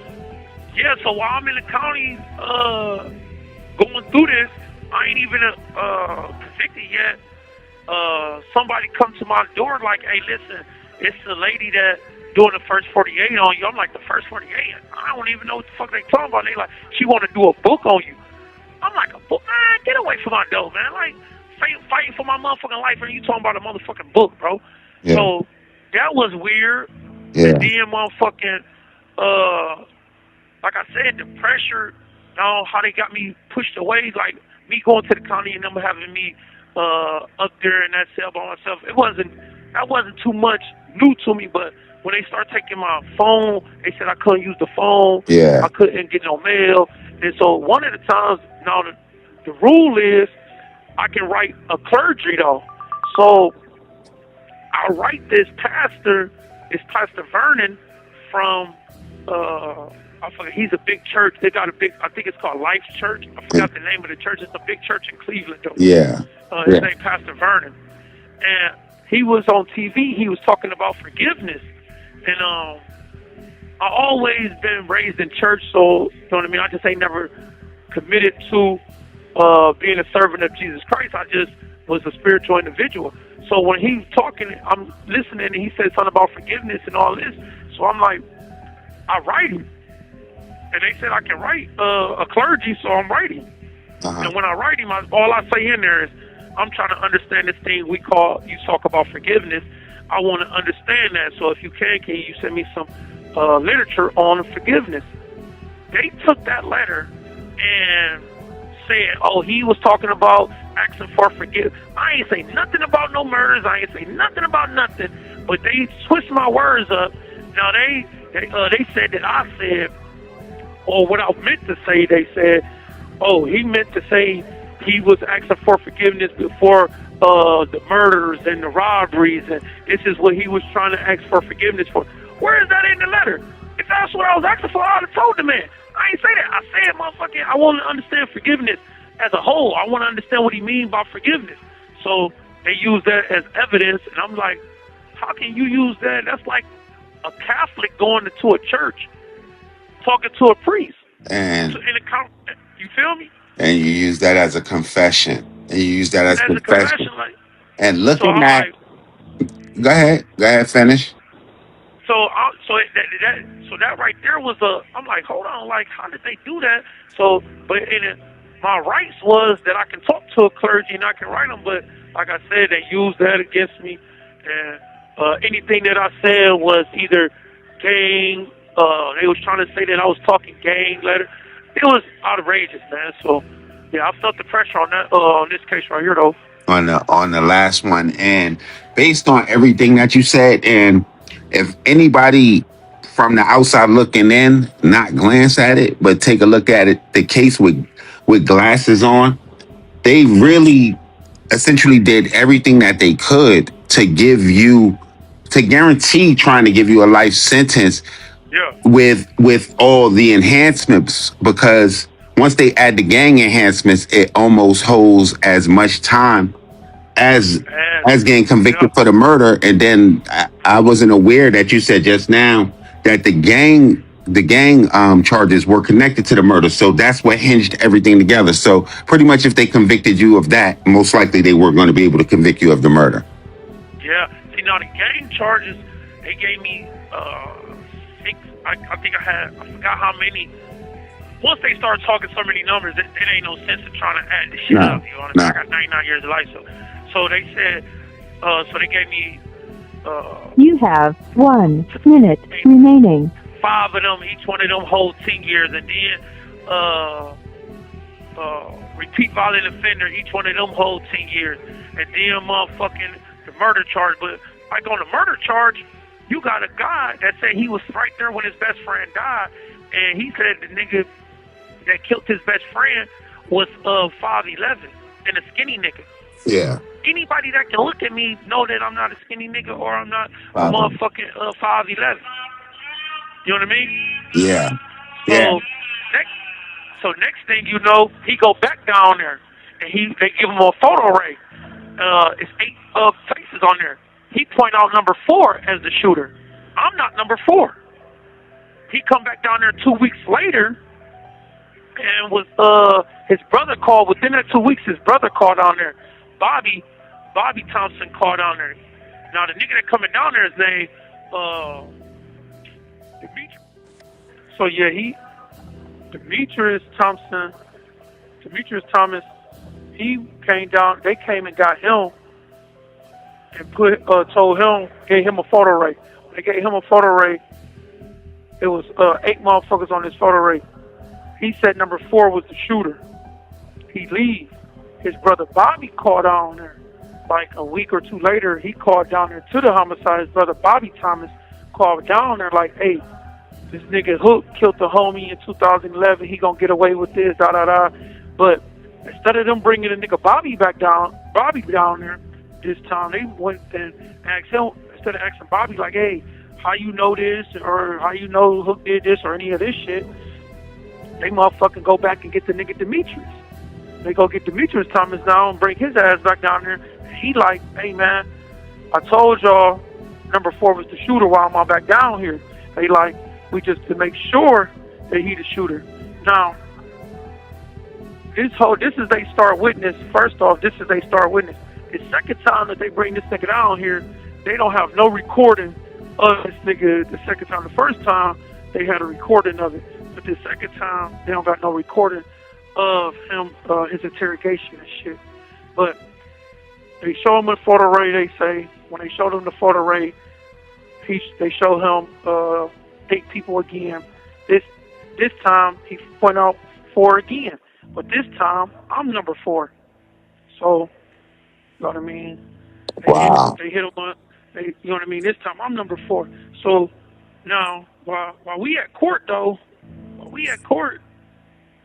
he say that he ain't point me out. He like, yeah, I pointed out number 4, but it wasn't him, because my lawyer like, you say the shooter was 5'11" and a skinny dude. He tell me to stand up. I'll stand up. He like, well, how would you describe my client? He like, yeah, 6'5", big dude. So, like I said, it's a lot of weird shit right there. It's a lot of weird shit. Political in my case, though. You know, in my case, you got the judge niece was one of the jurors, not in my case, but she was the juror in another case, and she told the judge, like, hey, listen, they talking about that case back there, and everybody back there talking about it, so he supposed to did a mistrial, but I didn't know that somebody threatened somebody that said that they was Heartless, threatened this nigga, sent him a letter or came to his house, some weird shit I didn't know nothing about. And they doing all this weird shit, man. And my judge, he was trying to run for like a senator job or some shit. So he all on Facebook talking about, I'm about to put the hammer to this guy, which that should be a mistrial, you know what I mean? But he was biased through the whole trial, though, like. Wow. Yeah. Before the threats or anything, even. Huh? Before the threats or any of that, like, alleged stuff happened. Yeah. That's crazy. Before any of that, he was already biased because I'm already in my cell. He already put me on restriction I'm already in my cell. No phone, no visits. I can't get no visit from nobody. I can't call nobody. Nobody can write me. You know what I mean? So this is before a threat happened or any of that. Like, my lawyers, we trying to write motions and we trying to fight it, but you know what I mean? I was already guilty before the jury even made their decision. Now that you spoke on the judge, your lawyers, and the jury. What was it like sitting in the courtroom while prosecutors were trying to describe your life and your role to that jury, or like what they believed they knew? It was how can I do? I wanted to say so much, and I'm trying to hold it because my lawyer talking about don't make facial expressions and all this, so I'm trying to control myself in that matter because what they saying is a lot of lies. Like, so I'm getting heated, but I don't want it to look like I'm getting heated because then I don't want the jury, you know what I mean? So yeah. Then you got people getting up on the stand like you got this the dude Pistol Pete, my co-defendant, his baby mom, through the whole time I'm in the county, she said she don't know nothing. There was some dude named CJ that got in her car and she took him somewhere, Then she said she ain't know the nigga. So through the whole trial, she don't know who the fuck I am. Yeah. She done wrote 4 or 5 different statements. She don't know who the fuck I am. The day of trial, her whole thing changed. So when I'm looking up there at this woman, I'm like, how the fuck this? So when they talking about asking me to take a plea deal, why would I take a plea deal when you don't have any, I ain't do it first off. Yeah. And then y'all, the whole case is bullshit. And then all your witnesses telling you I didn't do it. And then my alibis, it was so, like, they ain't even allow my alibi to be presented. Then this girl right here, like, so this is your star witness. She telling you, like, yeah, it wasn't him. The guy that, my co-defendant, he telling you it wasn't me. Like, so I'm like, it was hard sitting there and the day of trial, everything changed. Everybody know exactly what happened. Like, I'm like, what the fuck? Wow. It was a dude named Robert Ivory. It was a nigga named Robert Ivory. I was in the county for like 2.5 years. So they blasted me all on the news and all these things, the newspapers and shit. My case, every week thing, you know what I mean? So they blasting new things on it. Even if it's not my case, if it's got something to do with one of my bros, I'm somewhere mentioned in the newspaper, you know what I mean? So anyway, this dude get jammed up on a case about some dope and a gun in the school zone. While he get jammed up, he tell him like, hey, listen, man, I know something about a murder. And they like, what murder? They like, the guy, Julius Webster. And they like, all right. Man, they dropped this nigga all his charges. That's all he had to say. They dropped all his charges, gave him his money gave him his money back, dropped all his charges, gave him his money back, and put him on probation. Wow. Now this nigga is seeing this shit on the news every goddamn day. So like, hey, we was at the club, yeah.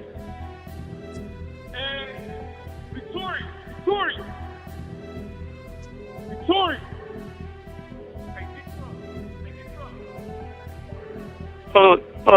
He's doing this every day. Yeah. He's doing this every day, so they motherfucking, so they let him go. So while he up there, I'm like, who is that? What the fuck? Like, dude, you know what I mean? So like, that was a low blow. Damn, that's crazy. The little him. That's crazy. So that kind of changed like the position, like, because had they came with all of that evidence, then you think about, all right, well, what kind of plea you talking about? But it's different when you think like they don't got the evidence is shaky because you know you didn't do it, and then they don't got no witnesses, like they got shaky witnesses on top of it. That's like, well, we're gonna take this shit to trial, and then they pull a Houdini move at the end. When you talking about, you got an alibi. I got my alibi. I know where the fuck I was at. I know what the fuck I was doing.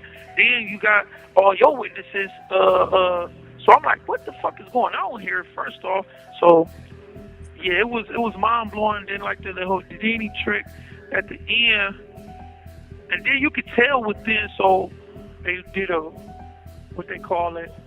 They did a new indictment. With the indictment, they put the gang, like I told you before, they did a gang spec and put it, because I was beating all my charges, because all of them was weak. And like I said, so as it all being weak, now they put this gang spec, and now this gang spec is easy to motherfucking hit a person with, because now all they got to do is say that I was doing this with the gang, put all these.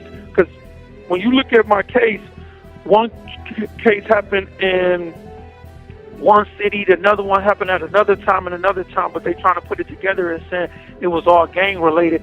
And all of these is different times, different. So I don't understand how it was gang related. No other person said that I was a gang member. That was another thing. Now my lawyer was fighting about, like, same thing with the Young Thug. On the Young Thug case, like, they had to prove and have somebody say, hey, this guy is the leader of this gang. You don't got nobody saying this. You don't got no heartless nigga saying, hey, yeah, Hook is the leader. He the one sent he the one did this, he did that, and he told me to do this. You don't got none of that. So how they got some detective saying he's a goddamn, what did he say he was? A professional heartless felon detective. And all he know is what prison guards and people and other people told him. That's hearsay. You got to have, for a state RICO, which is what I got participating in gang activity, you need to have somebody saying, hey, yeah, he gave me this order, or yeah, he called this gang meeting, or yeah, he was the one that was. You don't got nobody saying it. So like, that was another reason I'm like, yeah, we going to trial. Like, you know what I mean? You talking about gang shit? Like, somebody got to get on that stand and prove it. You feel me? Yeah. So when we talking about, you know what I mean? That's with my gang charges. That's over motherfucking 60, 80 years within it, 50 some years within itself. So I'm like, yeah, I need to, because I know what's going on. Like, so what's up? So when that didn't happen, I'm like, how did that? But one of my charges is, the main charge is murder, right? Yeah. Okay. So at first I had aggravated murder. So when I get that found out guilty on that murder, but then I get found guilty on murder though. Murder is called murder. The definition for murder is causing the death to someone, right? Yes. Now another thing I got found guilty of is felonious assault. Felonious assault is causing physical harm to another individual. Yes. So, how is you saying that I got found not guilty of felonious assault? How is you saying that I caused the death of this person, but then you, in another breath, you saying I didn't cause physical harm to this person, and this person got shot, and this person is dead? I'm very confused. Yeah, that's real awkward, and and it just kind of make me think like during the trial, nobody it seemed like nobody but the detective or whoever that the jail detective they had got on the stand and referred to you as a leader. How at that time, how did you understand that specific label, and did it match how you even saw yourself? Period.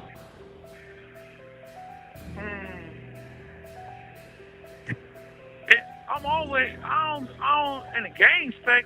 Yeah.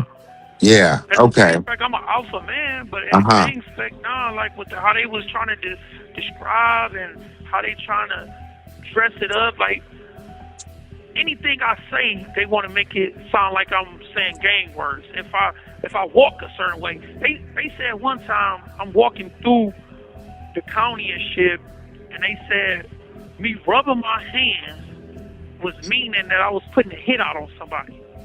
Like, it's just anything I do, like anything I do, anything I say, how I look, like it's like I was walking through goddamn a county and I was just rubbing my hands, and they said that meant I was telling another individual to go do something to somebody without me having to say words. Now, who told you this? Like, you just saying hearsay, you saying this on a stand to this jury, and as you being a detective or you being a person of professional job, and you getting on this stand and you saying this to this jury, they gonna believe this because of your title of being a detective and a person of a professional job. So, but I'm like, shit, where's the evidence though? Like, who told you? Like, okay, one of the members of this gang or one of these guys said that this. I'm trying to figure out who gave you this information to tell you that this is what this means. You know what I mean? Like, or you just coming up with this, and now the jury like, oh yeah, this is serious. Yeah. You feel me? Like, Yeah. because if a fireman come up there on a stand and talk, and you ask the fireman about a fire, yeah, and he say, yeah, it was intentionally started, the jury gonna believe that. Yeah. Right? Hell yeah. Okay, so now if you put a detective up there and he so-called got a title of a gang detective, they about to believe everything that come off his mouth. But you gotta, as being on trial, you gotta bring evidence. Okay, how did you obtain this evidence? How did you obtain this information? I obtained this information by when I interrogated so-and-so, or when I did this, or when this person right here said it, and then y'all put that person on the stand, and he say, yeah, I'm a member of this, or yeah, he told me and they taught me, whatever the situation is. But you don't just, it was a lot, man. Like, I'm just sitting there like, who told you this? Where is you getting this at? Like, so I was confused most of the time in that trial, though. Yeah. Yeah, I could see how, because that shit would have blindsided anybody well versed in any kind of courtroom. You've talked about like not really getting a chance to go over your alibi and being just stunned by everything that they were talking about on the stand. Do you feel like the courtroom saw the full picture of who Julius Webster is, or just the version that was shaped by the case or the prosecutors tried to paint? Yeah, it was just painted. It was a well coerced documentary. Documentary. It's on the first 48 documentary. Like, we can say it was a documentary because how this was. There was cameras in there. I'm just like, what is going on here, man? Like, my life's on the line. People, this dude, he trying to be a senator. He doing this. It was one time I knew it was real. Only person that come see me is my lawyer, right?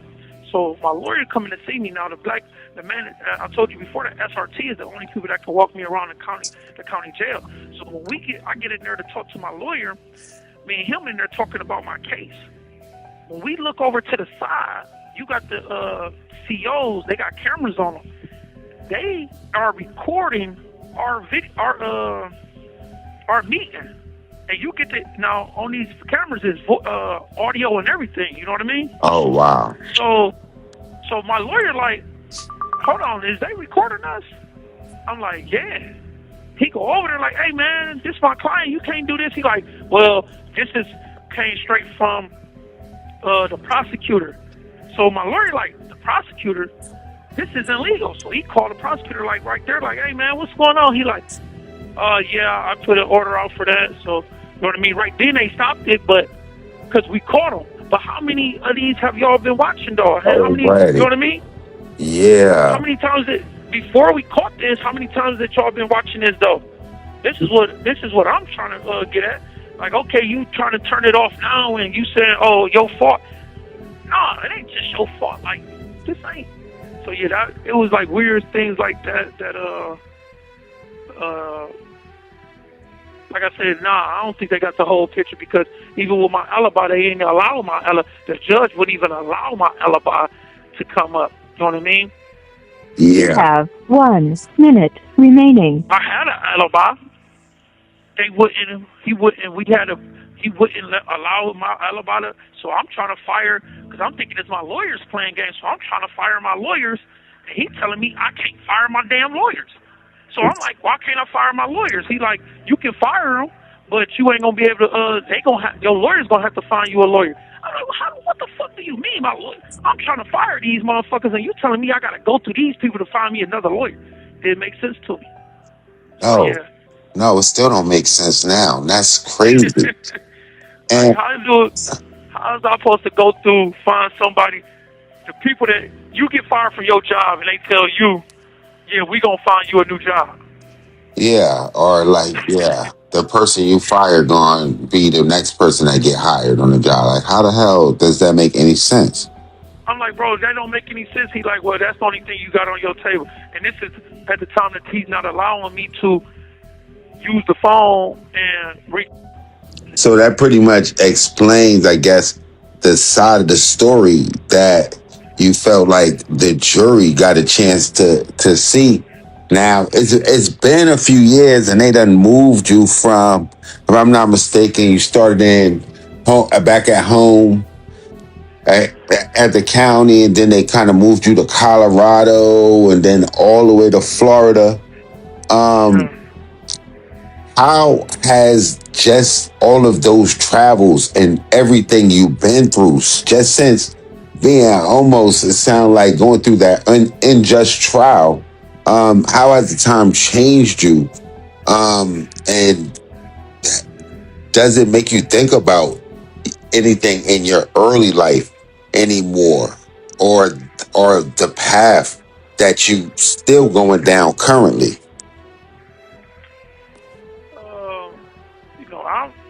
I study, and like I said before, I study to survive, so I understand history. That's one thing that helped me remain sane, man. I done seen a lot of guys go lose their mind, man. So that's the only thing that remains sane and dawned me. I got my kids, my baby mom, Jessica. So people like them, you know what I mean?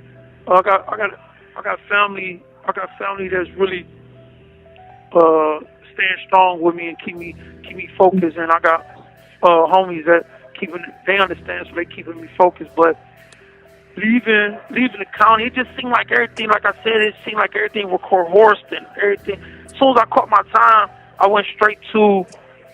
They ain't let me. I went through reception within 2 hours. Go through reception within 2 hours. They put me, had me go there ASAP. Straight off the plane. Listen, man. I got out of they gave me my time. They ain't let me go back to my cell. They just put me right on the van, put me in the van. We went straight to Lorraine. They took me to Lorraine. I was there for like 2 hours. Got my number, got all the little health shit done. Then they sent me straight to maximum security, Lucasville. I was in Lucasville. They put me in ag seg all the way in the back. I tell my baby mom she raised a hell. So then when she raised hell, they like, all right, boom. Next thing I know, I'm on a plane. I wake up and they tell me they about to move me. But I'm thinking I'm going to like OSP. I ain't thinking I'm getting moved out of state though. So I'm like, all right. Next thing I know, I'm on a goddamn plane going to Colorado. That's crazy. When I go to Colorado, I'm like, hold on, what's going on? So then, when I get out there now, I don't got no property. So now the strain of it all, what people don't understand is like, okay, I already just went through I feel, anybody that look at my case, is this unjust trial. So I'm already mad about this. Then when we get out here, now I got the financial part of it. My family coming to see me, my kids coming to see me. We got to pay for hotel, all these other flights and all this other shit, you know what I mean? And then me being in this prison, now I got to pay for shoes and clothes and all these other things. All right, boom, I pay for all that. I'm out here for 8 years. I was out there for 8 years. Then they like, okay, your contract up. So now they move me back to Ohio. When they move me back to Ohio take all my property and say, oh, you can't have it because Ohio don't allow what Colorado inmates are allowed. So now I got to throw all away that shit away, and now I got to buy more stuff. So now I buy that shit over again, and then I stay in Ohio. Ohio like, yeah, we ain't gonna keep you here, so don't get comfortable. So next thing you know, I'm on another plane. I was only there for a few months, and then they sent me down here to Florida. When I get here to Florida, they tell me I got to restart all over because they don't allow what Ohio allow. So now, you know what I mean?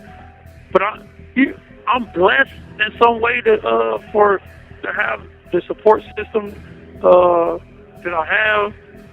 That's getting weary now, you know what I mean? Because a lot of my bros died or whatever, my main mans.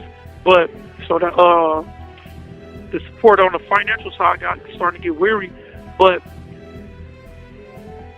I'm thinking of people that don't have no type of support system though, and they be pushing them through these plantations though. You know what I mean? Like it's brothers that don't have no support system at all, and you pushing them. You should be fitting that bill. I ain't do nothing to motherfucker get sent out of state. Why me and my family gotta fit that bill? You chose that. You think they saying the reason that they got me out of state is my influence. I ain't do nothing. I can view if it was a riot, if I did something, and you know what I mean. If I stabbed something, and now we going to war with some people, all that type of shit. But you just said you believe me being on the compound, just my presence alone, that started will create too much of a problem. I'm like, you should fit that bill since you sending me out of state. Well, I gotta fit that bill because you scared.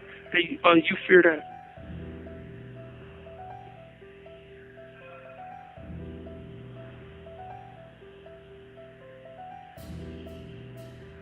Yo.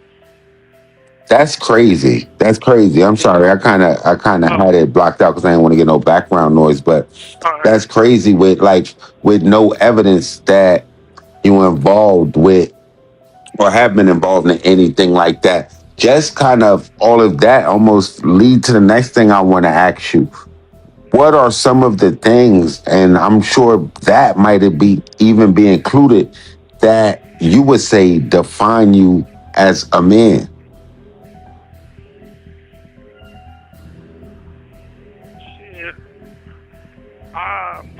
I'm in a lot of ways I believe I'm a simple man, but I'm like loyalty, family, power, knowledge, my faith, my morals, my principles, and my fortitude.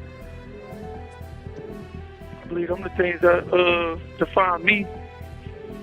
Those are some powerful characteristics to have.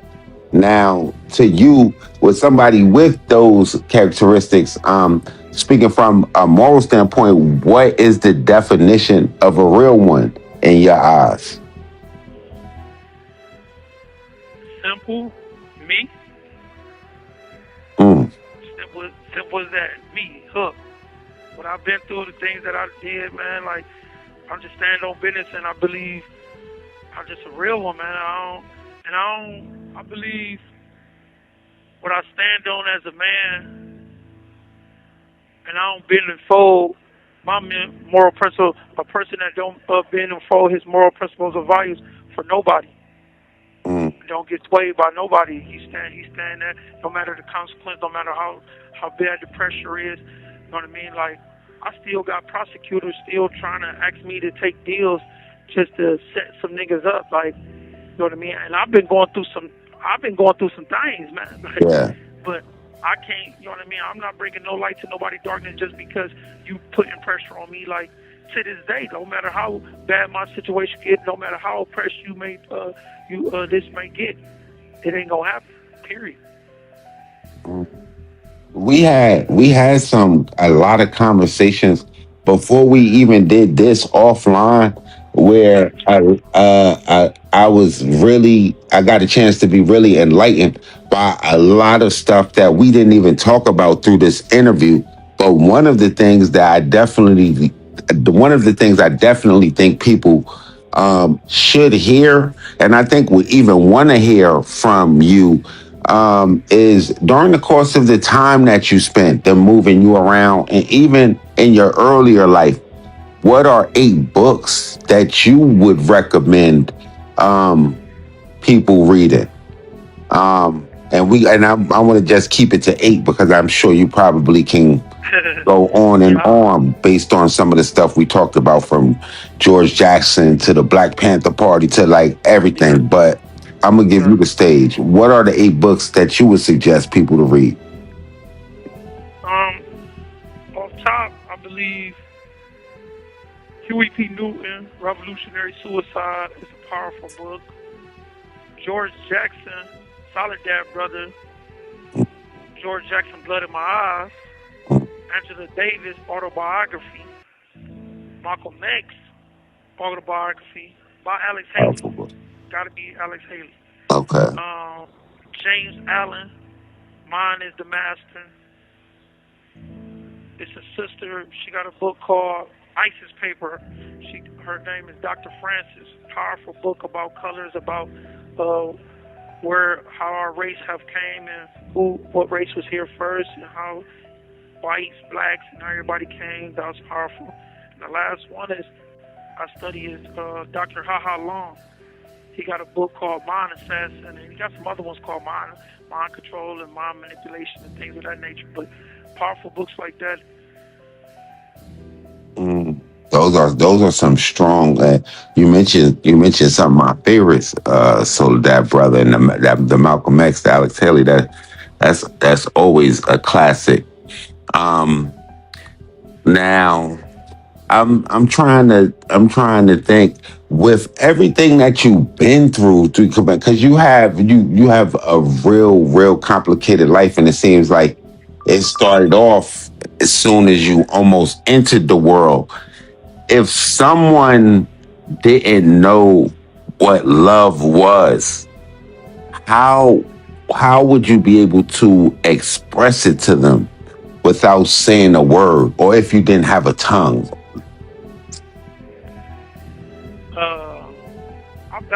I battled with the word love for a long time. First off, I ain't feel like I deserved it.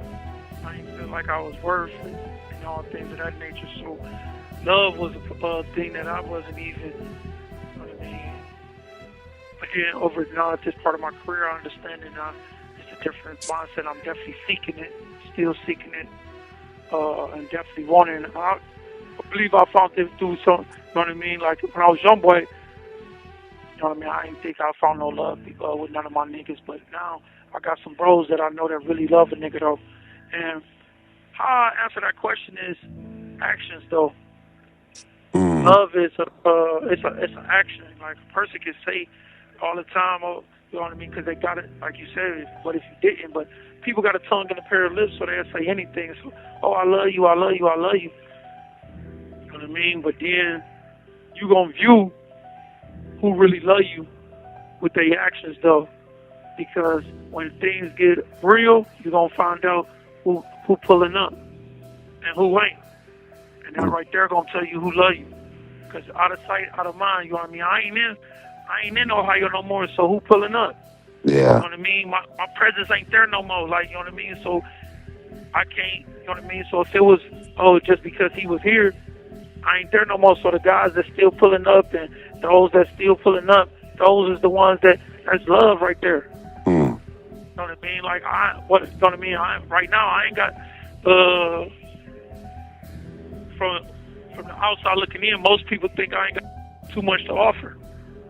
You're fool, but most people don't know what I got to offer. So those that do still pull up, they just pulling up just because of love. So that right there just speaks volumes to a nigga like me, though. I'm all the way down here in Florida, and they still making sure that I'm alright, still tapping in, still even if it ain't for financial on the financial side.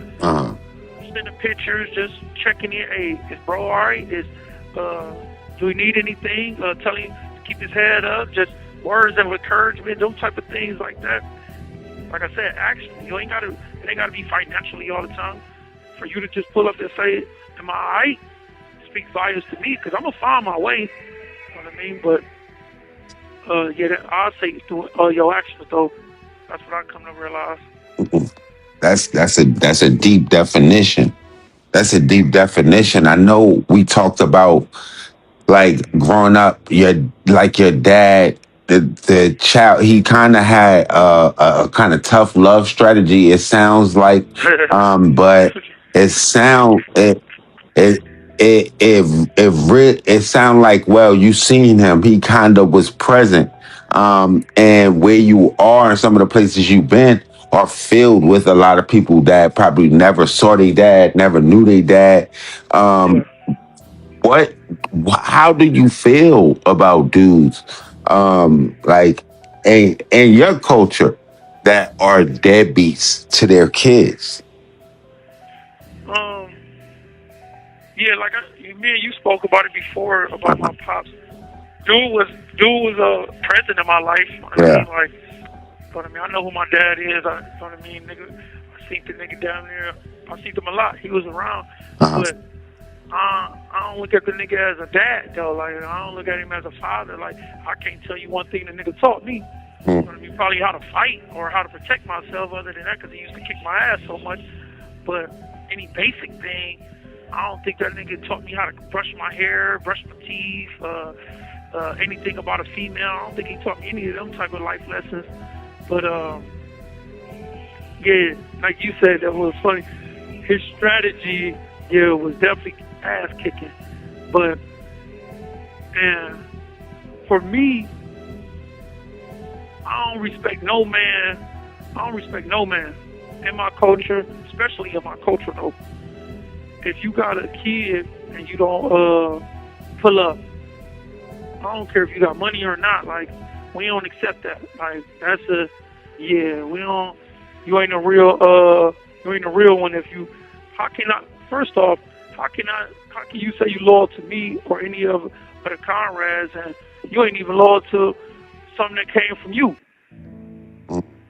I don't care what the situation is with you and the female. Like, that's your baby. Like, if you ain't pulling up and going hard to get to your baby, to show up for your child, how is you about to? I can't believe you about to show up and go hard for me. Yeah. Like, you can't, because you know how it is. Females play games. I understand that. We understand that. But I don't play that. Like, if a female pull up on me and tell me a homie is ain't playing his part, we gonna have an issue. Yeah. We gonna have an issue. Me and that nigga gonna have an issue. Me and the homie gonna have an issue. Like, you gotta tighten that up. Like, you made her take that dick. Like, when you was fucking her, you was telling her to take that dick. So now, nigga, take care of that child. I don't care what the city. Drop money off, pull up. You know what I mean? Set up. Your sister go pick the child up. However it gotta be. You gotta do that, bro. Like, and that's a bad image on us. We don't play that. Loyalty is everything to us. That says a lot. And I know some of I know a lot of the people after hearing this are going to be enlightened to who you are, and probably even wonder about more. But when people hear your name today, even before this interview would get out there, what do you hope that they understand beyond the headlines that they try to paint or the sentence that they attempted to bury you away with? You got to read the book to understand. You know what I mean? Like, not an actual book, but you know what I mean? Don't judge a book. What I'm saying is don't ever judge something just because of the surface. Don't judge a book by its cover. You got to go into that book to understand if this book is really good, or is it really, because the cover of the book might look good or it might look boring. But then once you open it up, you're like, hold on, this is a good book, or this is, like me, I know I'm a good dude, man. I know I'm a good man. I know I'm a man of structure and standards, and most people won't believe that. I know I'm an intellectual individual. Most people won't know that. You know what I mean? It's a lot that I come with other than what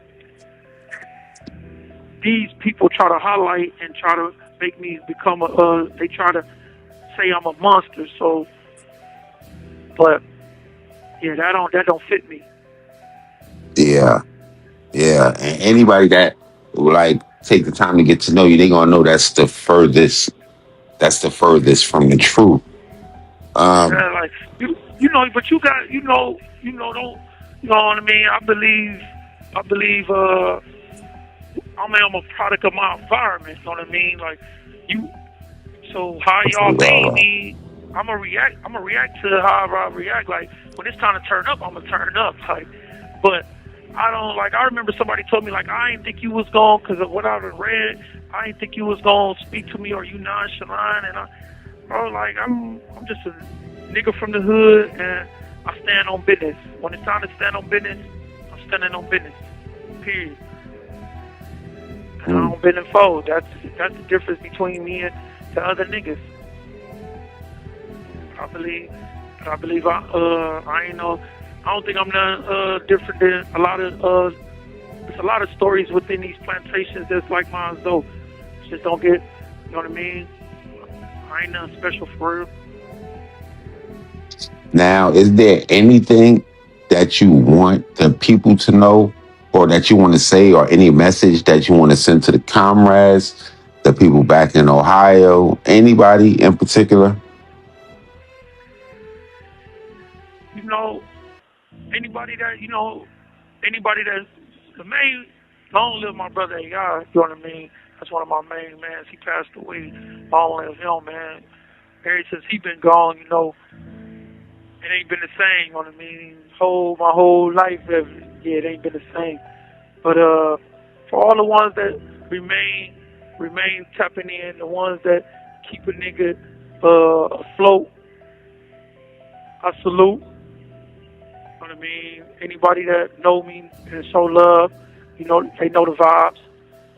My baby mom, Jessica, no matter what, having Wiver folded, no matter, you know what I mean? It's a lot of times when you in these situations, man, and a female get in a relationship with other guys, and they'll start playing games with you know what I mean? And she remains solid, you know what I mean? Like, even though we ain't got nothing going on a romantic side, that's one of my best friends. And I salute her, man, like how she raising my son. You know what I mean? She raising my son in a beautiful form. Want to send a shout out to love my son for how he standing on business. Both of them, my oldest and my youngest. My best friend Carmela, man, she, you know what I mean? She another person that haven't, since we was young niggas, she ain't motherfucking folded or left a nigga corner. No matter what the situation, me leaving Ohio, going to Colorado, I pull up on her. Hey, what's up? You know what I mean? We might not talk every day, but Carmela, that's my, you know what I mean? Shout out, you know what I mean? I love that woman, man. Like real shit.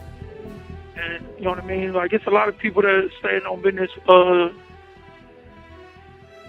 I ain't gonna speak on a few of the homies' names, you know what I mean? But them niggas know who they are. They've been standing on business for me, though. And outside of that, you know what I mean? Free hook, man. Like, this shit, a fool should be able to see that this shit ain't justice, though. So, you know what I mean? I feel sorry for the people, you know what I mean? Dude who died, they family, they want justice, so they believe in the storyline, but, you know what I mean? But, yeah, this ain't justice, though. Nah. Motherfucking, you know what I mean? We got to just, so, like I said, if people look into it, and hopefully, like I said, my lawyers, they doing their job, so it's some little shit that's going on. Hopefully, we get the justice that I deserve. You know what I mean? Some shit looking good for me, though. Yeah, I definitely doubt that this is going to be the last that we heard of the Julius And I appreciate you, Webster though. story. Oh, I forgot. I got to say that, man. I appreciate you for even allowing me to, you know what I mean, use your platform to share my thoughts, you know what I mean, and share me, man. So I definitely appreciate you, you know what I mean. And for you, you know what I mean, not a lot of people that have tried to tap in with me for this. No, that's me, bro. So, have tried to tap in with me for this type of thing. Was looking for other stuff, you know what I mean? They they wanted me to bring light to other people's darkness, and for you. And when I talked to you, like we was talking offline and shit, and you said, man, I just want to let you do you, man, and bring some talk, give you a chance to bring show that you human, you know what I mean, the humanity side of you. And the words right there spoke volumes to me, though, like real shit. And I'm like, yeah, I want to fuck with this guy. You know what I mean? It wasn't, oh, well, I want to know this, and I just want to know your story. And so when you said that, and you like, I just want to let you bring the humanity side out for you, that spoke volumes to me, bro. Yeah, and there's no need to thank me. I appreciate it because that's exactly why I do it. And guys like you is definitely who I do it for, to try to be a voice box to the voices that they try to bury. So I definitely appreciate the opportunity. I definitely appreciate the opportunity. Yeah, and this is not going to be the last that the channel going to hear from you either. Yeah, big facts.